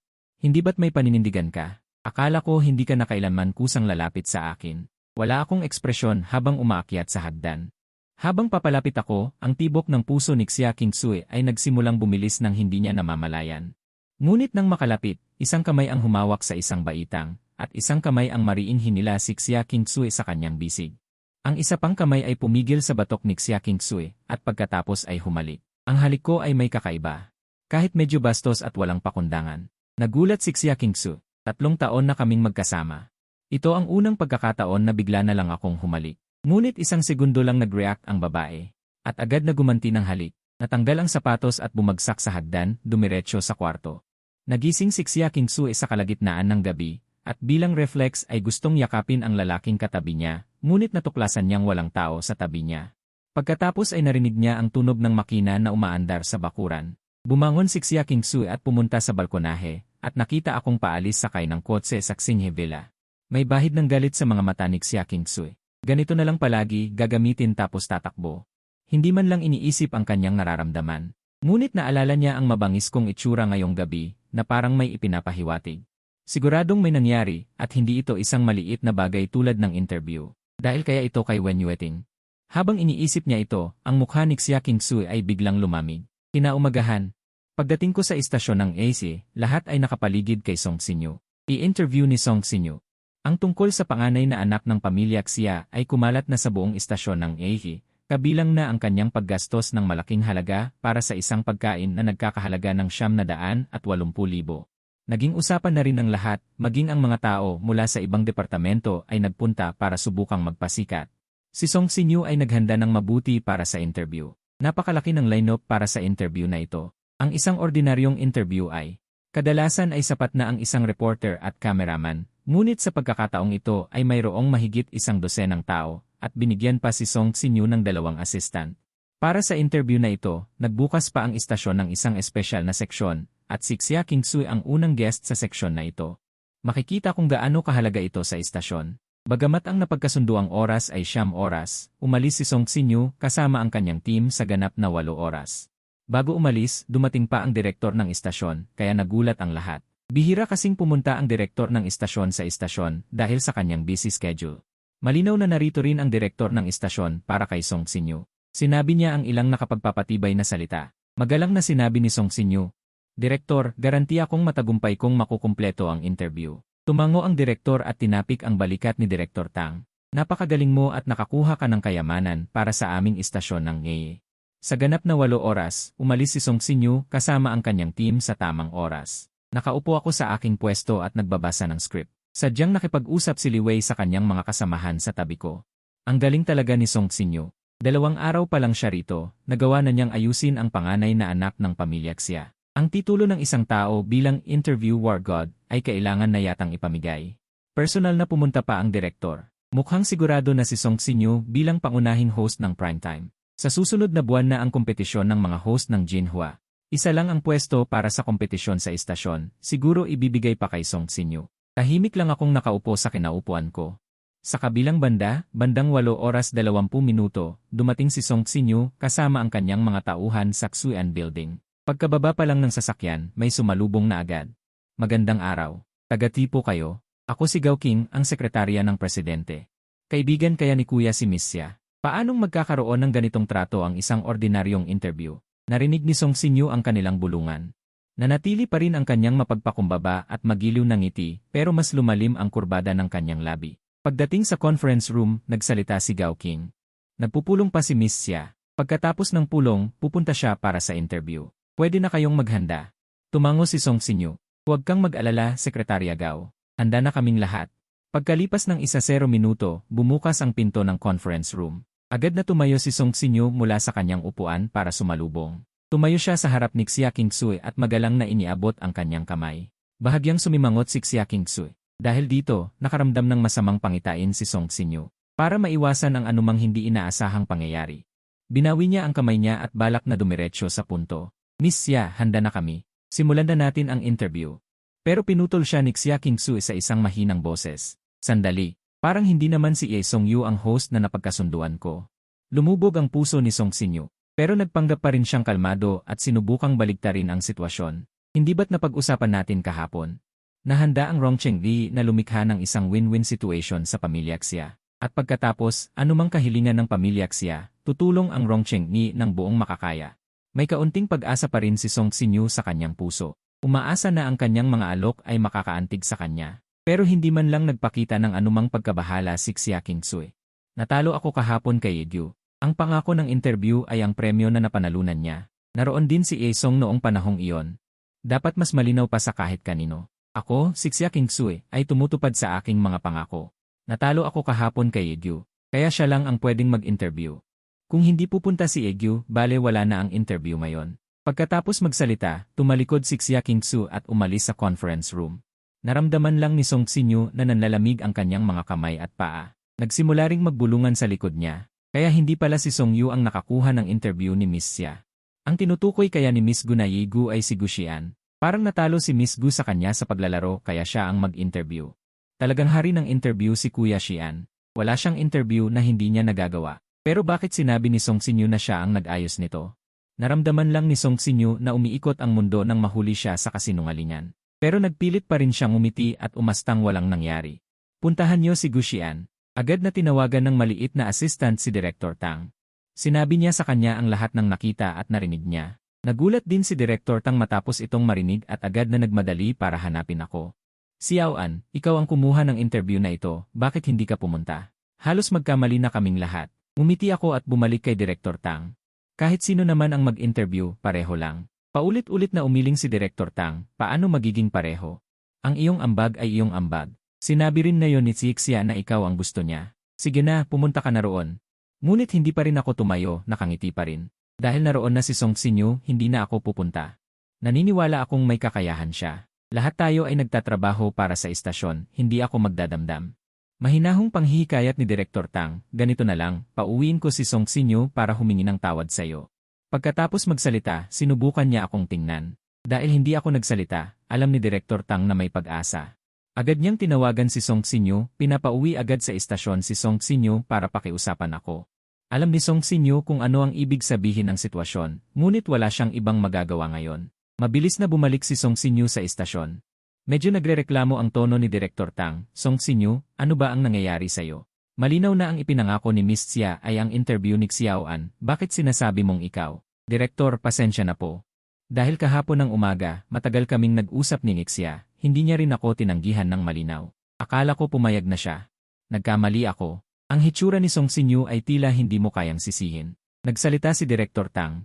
Humindi ka ng tawad kay Xian. Tumango si Song Sinyu at naglakad papunta sa tabi ng upuan ko. Xian, pasensya na. Isa itong hindi pagkakaunawaan. Hindi ko sinasadya na agawin ang iyong karapatan sa interview. Sige na, pumunta ka na, Xian. Hinihintay ka ng lahat. Tumingala ako at tumingin kay Song Sinyu na parang natatawa. Song Sinyu, lahat ba ng bagay ay maaaring malutas sa pamamagitan ng hindi pagkakaunawaan? Noong siya at si Wen Yueting ay nagsama sa summer camp, sinabi rin niyang hindi pagkakaunawaan. Ngayon, hindi pa rin pagkakaunawaan. Yumuko si Song Sinyu at tumingin sa akin ng may pagkaawa. Ano ang gusto mong gawin ko? Susundin ko ang lahat ng gusto mo. Dati, nalinlang ako ng malungkot niyang ekspresyon. Nagbigay rin ako ng aking buong puso sa kanya. Itinuring ko siyang kapatid, nakipag-away para sa kanya, hinarang ko siya sa saksak, hanggang ngayon mayroon pa rin akong peklat na kalahating talampakan ang haba sa aking balikat. Kapag mas marami kang ibinibigay, mas lalo kang nagagalit, tama ba? Ngunit ngayon, mayroon pa akong isang bagay na gustong patunayan. Tumayo ako at tumingin sa kanya at sinabi, Song Sinyu, sumama ka sa akin.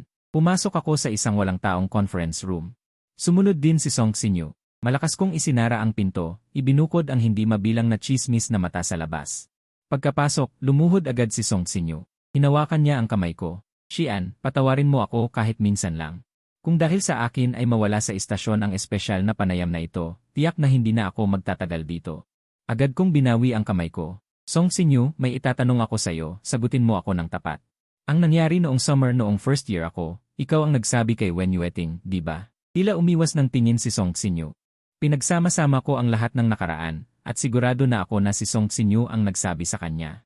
Ngunit hindi ako sigurado kung si Song Sinyu ang nagplano nito. Biglang lumuhod si Song Sinyu sa lupa. Xian, sana mapatawad mo ako. Maniwala ka man o hindi, sa mga nakaraang taon ay nabubuhay rin ako sa pagkakasala. Kung galit ka sa akin, saktan mo ako. Kung sasaktan mo ako, gagaan ang loob ko kahit kaunti. Hinawakan ni Song Sinyu ang kamay ko. At sinimulang sampalin ang kanyang sariling mukha. Binawi ko ang kamay ko at sinimulan niyang sampalin ang kanyang sarili. Hindi nagtagal ay namula ang kanyang mukha. Inis kong hinawakan ang kanyang pulso. Song Sinyu, ikaw ba ang may pakana nito sa akin? Ikaw ba ang nagplano ng nangyari? Nagulat si Song Sinyu. Hindi.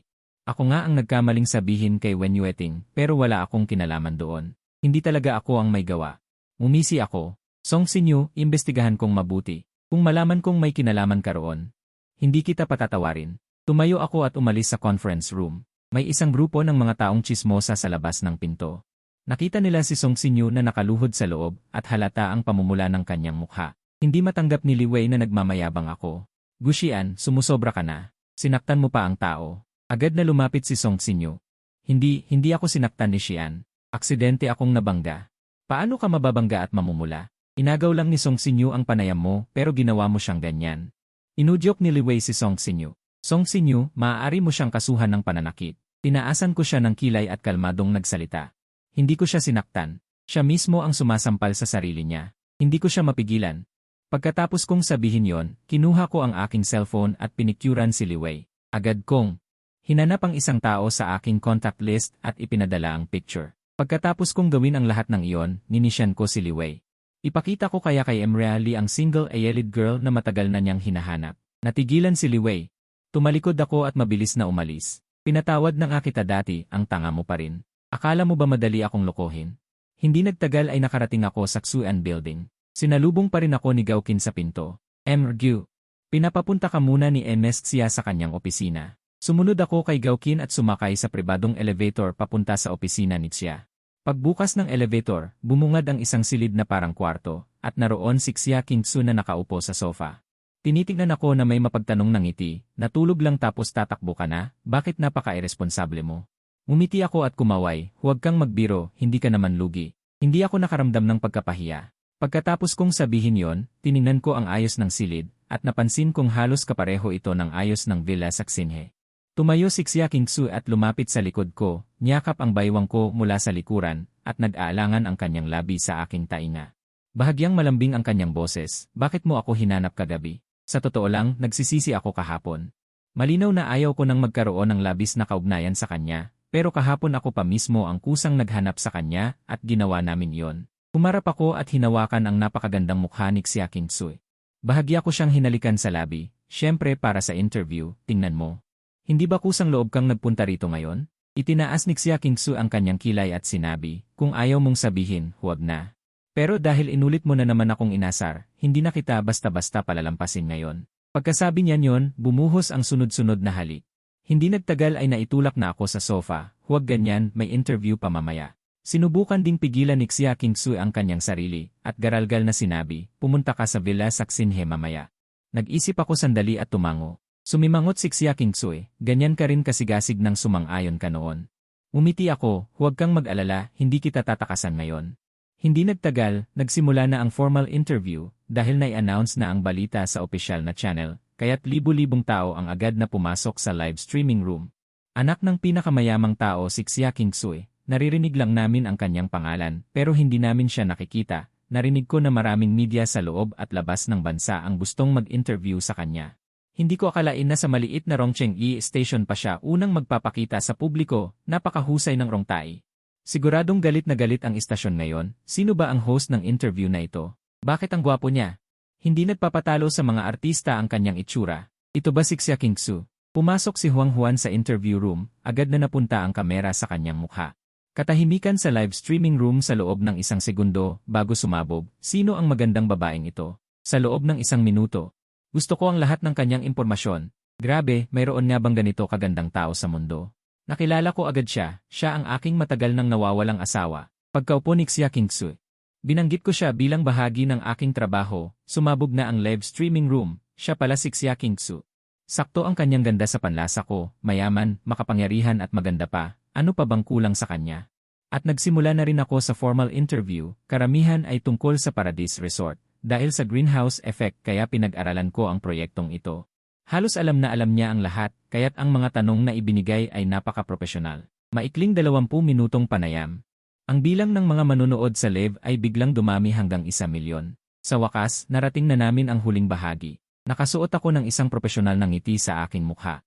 Salamat, Xia, sa pagtanggap sa aming panayam sa Rongcheng Asia. Ngayon mayroon kaming 1 milyong manonood sa aming live stream. Lahat ay napakausyoso tungkol kay Xia. Ngayon ay sosolusyonan namin ang mga problema ng 3 masugid na manonood. Maaari mo bang sagutin, Xia Kingsu? Tumango siya ng may ngiti. Maaari sa harap ng maraming tao. Ang mga tanong sa live stream ay random na kinunan mula sa background. Unang tanong, may boyfriend ka ba, Xia? Pagkatapos itanong, naramdaman ko rin na ang tanong na ito ay medyo lumalabag sa personal na privacy. Upang pagaanin ang tensyon, sinabi ko nang nakangiti, tila interesado ang lahat sa personal na buhay ni Xia. Kung sa tingin mo ay nakakainsulto, maaari kang magpalit ng isa pang tanong. Hindi bale, ang sabi ni Xia Kingsu na parang napakalaki ng kanyang pagkatao. Wala akong boyfriend, ang kanyang diretsong sagot. Hindi ko napansin na tumaas ang sulok ng aking bibig. Ang sagot na ito ay inaasahan ko na. Sa loob ng 3 taon na ito, makatitiyak ako na si Xia Kingsu ay mayroon lamang isang lalaki, ang kanyang sarili. Ngunit tiyak na hindi ako may tuturing na kanyang boyfriend. Ano ako kung gayon? Mukhang hindi rin ako kanyang kasintahan. Ang mga magkasintahan ay dapat may nararamdaman, ngunit pareho lamang naming pinagnanasaan ang temperatura ng katawan ng bawat isa. Ang pangalawang screenshot ay naka-freeze din sa screen. Pangalawang tanong, anong klaseng lalaki ang gusto mo, Xia? Mukhang nag-isip si Xia Kingsu bago random na sumagot. Isang lalaking hindi marunong magluto at may nunal sa gilid ng kanyang mata. Gumalaw ang puso ko. Kaya si Xia Kingsu ay mayroon ng isang taong gusto. Hindi ko naman akalaing ako ang gusto niya. Dahil sa loob ng 3 taon ay hindi pa ako nakapagluto para kay Xia Kingsu, kaya hindi niya alam na marunong akong magluto. Tungkol naman sa nunal sa gilid ng mata. Mayroon na akong nunal sa gilid ng aking mata. Napakaliit na nunal na hindi makikita maliban kung titingnan ng malapitan. Siguro matagal na siyang may gusto. Noong una niya akong nagustuhan, marahil ay dahil ako ay katulad ng taong hinahangaan niya. Isang nunal sa gilid ng mata. Sumabog din ang live stream. Hindi ako marunong magluto at mayroon din akong nunal sa gilid ng mata. Xia, gusto mo bang tingnan ako? Lumabas na rin ang 3 tanong na kinunan. Sa totoo lang, hindi na kailangang kumuha ng screenshot. Ang lahat ng nasa screen ay parehong tanong. Nagsimula akong magtanong. Gusto ka rin ba ng taong gusto mo, Xia? Pagkarinig sa tanong na ito, biglang lumingon si Xia Kingsu at tumingin sa akin. Ano sa tingin mo, Host Gu? Nagpanggap akong nagulat. Naramdaman ko rin ang isang bakas ng pagkamausisa sa aking puso. Ano kaya ang itsura ng taong gusto ni Xia Kingsu? Ano ang hitsura niya kapag binabanggit siya? Parang may liwanag sa mga mata ni Xia Kingsu. Muling sumabog ang live stream, isang lihim na pagtingin. Ang dalagang anak ng pamilya Xia ay nagkakagusto pala sa iba. Kaya kahit gaano ka pa kagaling sa harap ng taong gusto mo, magiging maingat ka rin at hindi sigurado sa iyong nararamdaman. Kaya ang swerteng lalaking yon. Alam kaya niya na may lihim na pagtingin sa kanya si Xia. Tinanong ko rin sa live stream. Ang tanong na gustong malaman ng lahat. Kaya, Miss Xia, hindi mo po ba alam kung gusto ka rin ng taong gusto mo? Ngumiti si Xia Kingsu. Pumipila pa ako sa Paris. Sana hindi niya ako masyadong paghintayin. Ang kanyang nakakatawang sagot ay nagpagaan ng atmosfera. Nagbiro rin ako, ang mga matatapang, unang magsaya sa buhay. Miss Xia, subukan niyo kayang manligaw.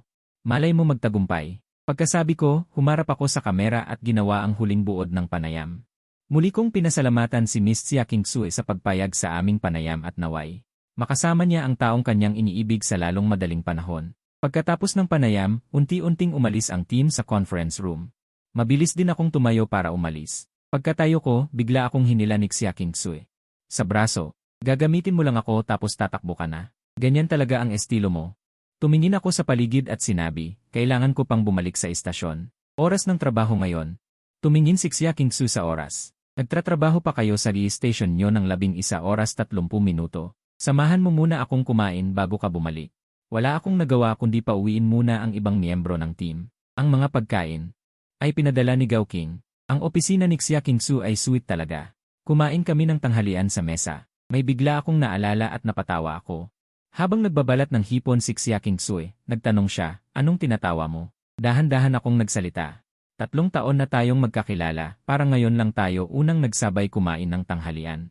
3 taon na kaming magkakilala, halos gabi lang kami nagkikita. Paminsan-minsan ay nagsasabay kumain ng hapunan. Pero hindi pa kami nagsasabay kumain ng tanghalian. Inilagay ni Xia Kingsui ang binalatang hipon sa aking plato. Dahil ang tingin mo lang sa akin ay Rin.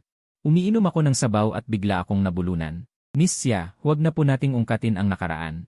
Tinitigan ako ni Xia Kingsui at nagpatuloy, pwedeng hindi natin pag-usapan ang nakaraan, pero paano yung kagabi? Anong ibig sabihin ng bigla kang pumunta at yumakap sa akin kagabi? Dahan-dahan siyang magsalita. Ano ang ibig sabihin ng bigla kang tumakbo at yumakap sa akin kagabi? Dahan-dahan niyang sinabi.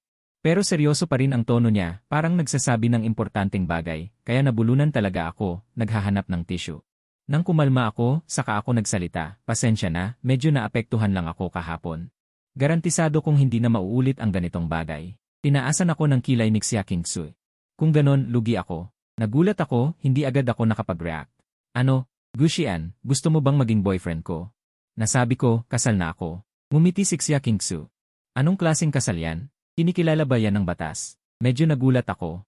Alam mo na pala, tumango si Xia Kingsui, tumahimik muna bago nagsalita. Hindi ka mahal ni Wen Yueting, alam na alam mo yan. Kaysa magsayang ng oras sa isang taong hindi na babalik.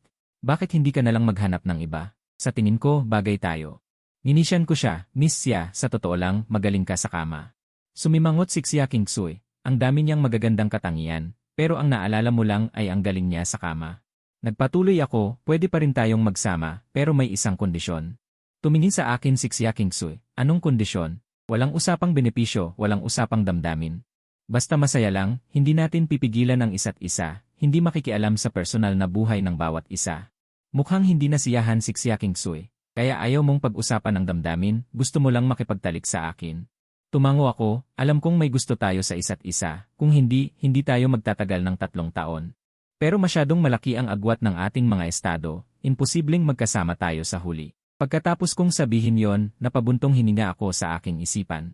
At saka, ang dami kong tinatago na sikreto, hindi na ako naniniwala sa wagas at tunay na pag-ibig.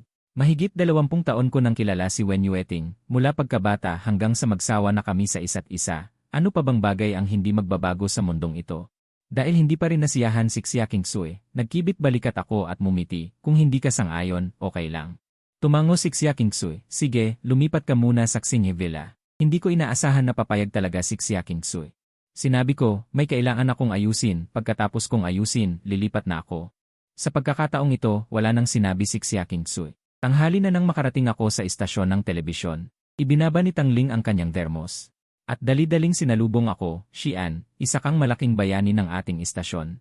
Ang reaksyon sa panayam ay napakaganda, at ang ratings ay umabot sa bagong mataas. Pinag-agawan din ang mga pwesto ng patalasta sa programa. Tumawag pa nga ang Jintay para humingi ng payo. Sabi ng manager ay gagantimpalaan ka raw. Umiti ako. Ginagawa ko lang ang trabaho para sa istasyon. Nagsilapit din ang grupo ng mga tao sa paligid. Kuya Xian, ang galing mo. Sira na ang telepono ng departamento ng balita dahil sa dami ng tawag. Nasa paligid ko ang lahat, si Song Xinyu lang ang nakaupo sa malayo at tahimik na pinagmamasdan ang lahat ng ito. Pagdating ko sa lumang bahay ng mga Wen, gaya ng dati, pumunta muna ako sa silid aklatan para makipag-usap sa matanda. Pagkatapos ay bumalik ako sa aking silid at nagsimulang mag-impake ng aking mga gamit. Balak kong umalis dito. Sa totoo lang, hindi rin naman ako araw-araw nakatira sa lumang bahay ng mga Wen. Paminsan-minsan ay palagi akong nakatira sa labas. Sanay na rin ang pamilya Wen, pero sa pagkakataong ito, balak kong tuluyang umalis. 3 taon na akong nakatira dito, pero marami pa rin akong panghihinayang. lalo na't itinuring ako ng pamilya Wen na parang tunay na anak noong pinakamahirap ako sa buhay. Binigyan nila ako ng kanlungan. Minsan naiisip ko, kung hindi bumalik si Wen Yueting, ayos na sana akong magbantay sa pamilya Wen habang buhay.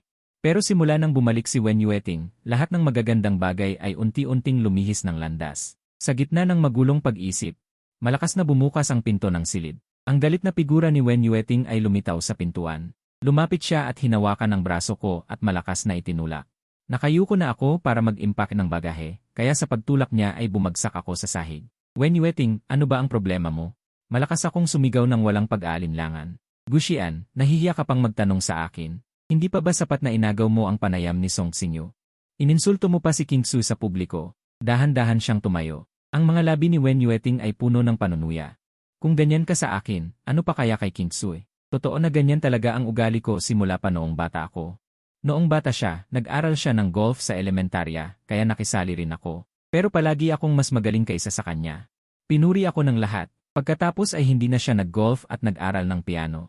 Nag-aral din ako ng piano at nanalo ng iba't ibang parangal sa loob at labas ng bansa. Nagalit siya kaya hindi na siya tumugtog ng piano. Tila ang unang bahagi ng kanyang buhay ay nabuhay sa ilalim ng aking anino. Sa sandaling ito, medyo nagulat ako na babanggitin ni Wen Yueting ang aming pagkabata. Totoo na noong bata pa kami, kung ano ang pinag-aralan ni Wen Yueting, ay sinasabayan ko rin. Gusto ko lang ng mas maraming oras na makipaglaro sa kanya. Kaya kung ano ang interesado sa kanya, pinag-aralan ko rin. Pero hindi ko naisip na higitan siya o agawin ang anumang bagay. Wala akong pakialam sa anumang reputasyon o karangalan. Hindi ko inaasahan na ganito ang isipin ni Wen Yueting sa akin. Pero ngayon, wala nang saysay na magpaliwanag. Bumuntong hininga ako. Wen Yueting, kahit anong sabihin ko ngayon, hindi ka maniniwala sa akin dahil si Song Xinyu lang ang nasa puso't isip mo. Tumigil ako saglit. Kung ganoon, maghiwalay na tayo. Mas mapanuya ang ngiti ni Wen Yueting at nagbanta pa. Guxian, hindi ka ba makahanap ng ibang paraan? Tinitigan ko siya ng seryoso at sinabi. Totoo ito sa pagkakataong ito. Aalis ako ngayong gabi. Ipaliwanag ko kay lolo at lola mamaya. Sakto namang tinawag kami ng katiwala para maghapunan. Mabilis akong lumabas. Medyo tahimik ang hapunan. Para kaming may kanya-kanyang iniisip ni Wen Yueting. Sa kalagitnaan, ibinaba ko ang chopsticks ko. Tumingin sa akin si lolo, nanay, tatay, at ang iba pa. Nagsalita ang nanay ni Wen. Anong nangyari, Xian? Dahan-dahan akong nagsalita. Sa loob ng 3 taon. Salamat sa pag-aalaga niyo sa akin. Balak kong umalis dito ngayong gabi. Nagulat ang nanay ni Wen nang marinig ito. Agad siyang natauhan at pinagalitan si Wen Yueting. May ginawa ka na naman ba? Sinaktan mo na naman ba si Xian? Pinigilan ko ang nanay ni Su. Nay, balak naming maghiwalay ni Wen Yueting. Hindi makapaniwala ang nanay ni Wen. Magdidiborsyo kayo? Kalmado kong sinabi, sa totoo lang, sa simula pa lang, wala kaming marriage certificate. Kaya hindi maituturing na diborsyo ito. Gulat ang ekspresyon ng ilan. Nagtataka rin ang tatay ni Wen. May marriage certificate kayo noon. Nakatago pa nga sa drawer sa bahay. Sumagot ako. Pick iyon. Binili sa online sa halagang ₱siyam kasama na ang shipping. Nagbago ang ekspresyon ng tatay ni Wen. Kalokohan. Noong pinilit ni Lolo si Wen Yueting na pakasalan ako, biglang nagbago ang isip ni Wen Yueting noong araw na iyon sa civil registry. Para mapatahimik ang pamilya, napilitan akong bumili ng peking dokumento online. Sa totoo lang, hindi kami mag-asawa ni Wen Yueting. Tumayo ang nanay ni Wen at sinampal sa balikat si Wen Yueting. Ikaw ang may kasalanan, hindi ba? Buong panahon, madilim ang mukha ni Wen Yueting at hindi nagsalita. Hindi niya inaasahan na seryoso ako sa pagkakataong ito. Kalmado naman ako. Nay, huwag mo nang saktan si Yueting. Wala siyang kasalanan. Hindi niya lang ako mahal. Kahit maghiwalay kami ni Wen Yueting, sa puso ko, mananatili pa rin kayong pamilya ko. Pero hindi mapipilit ang pag-ibig.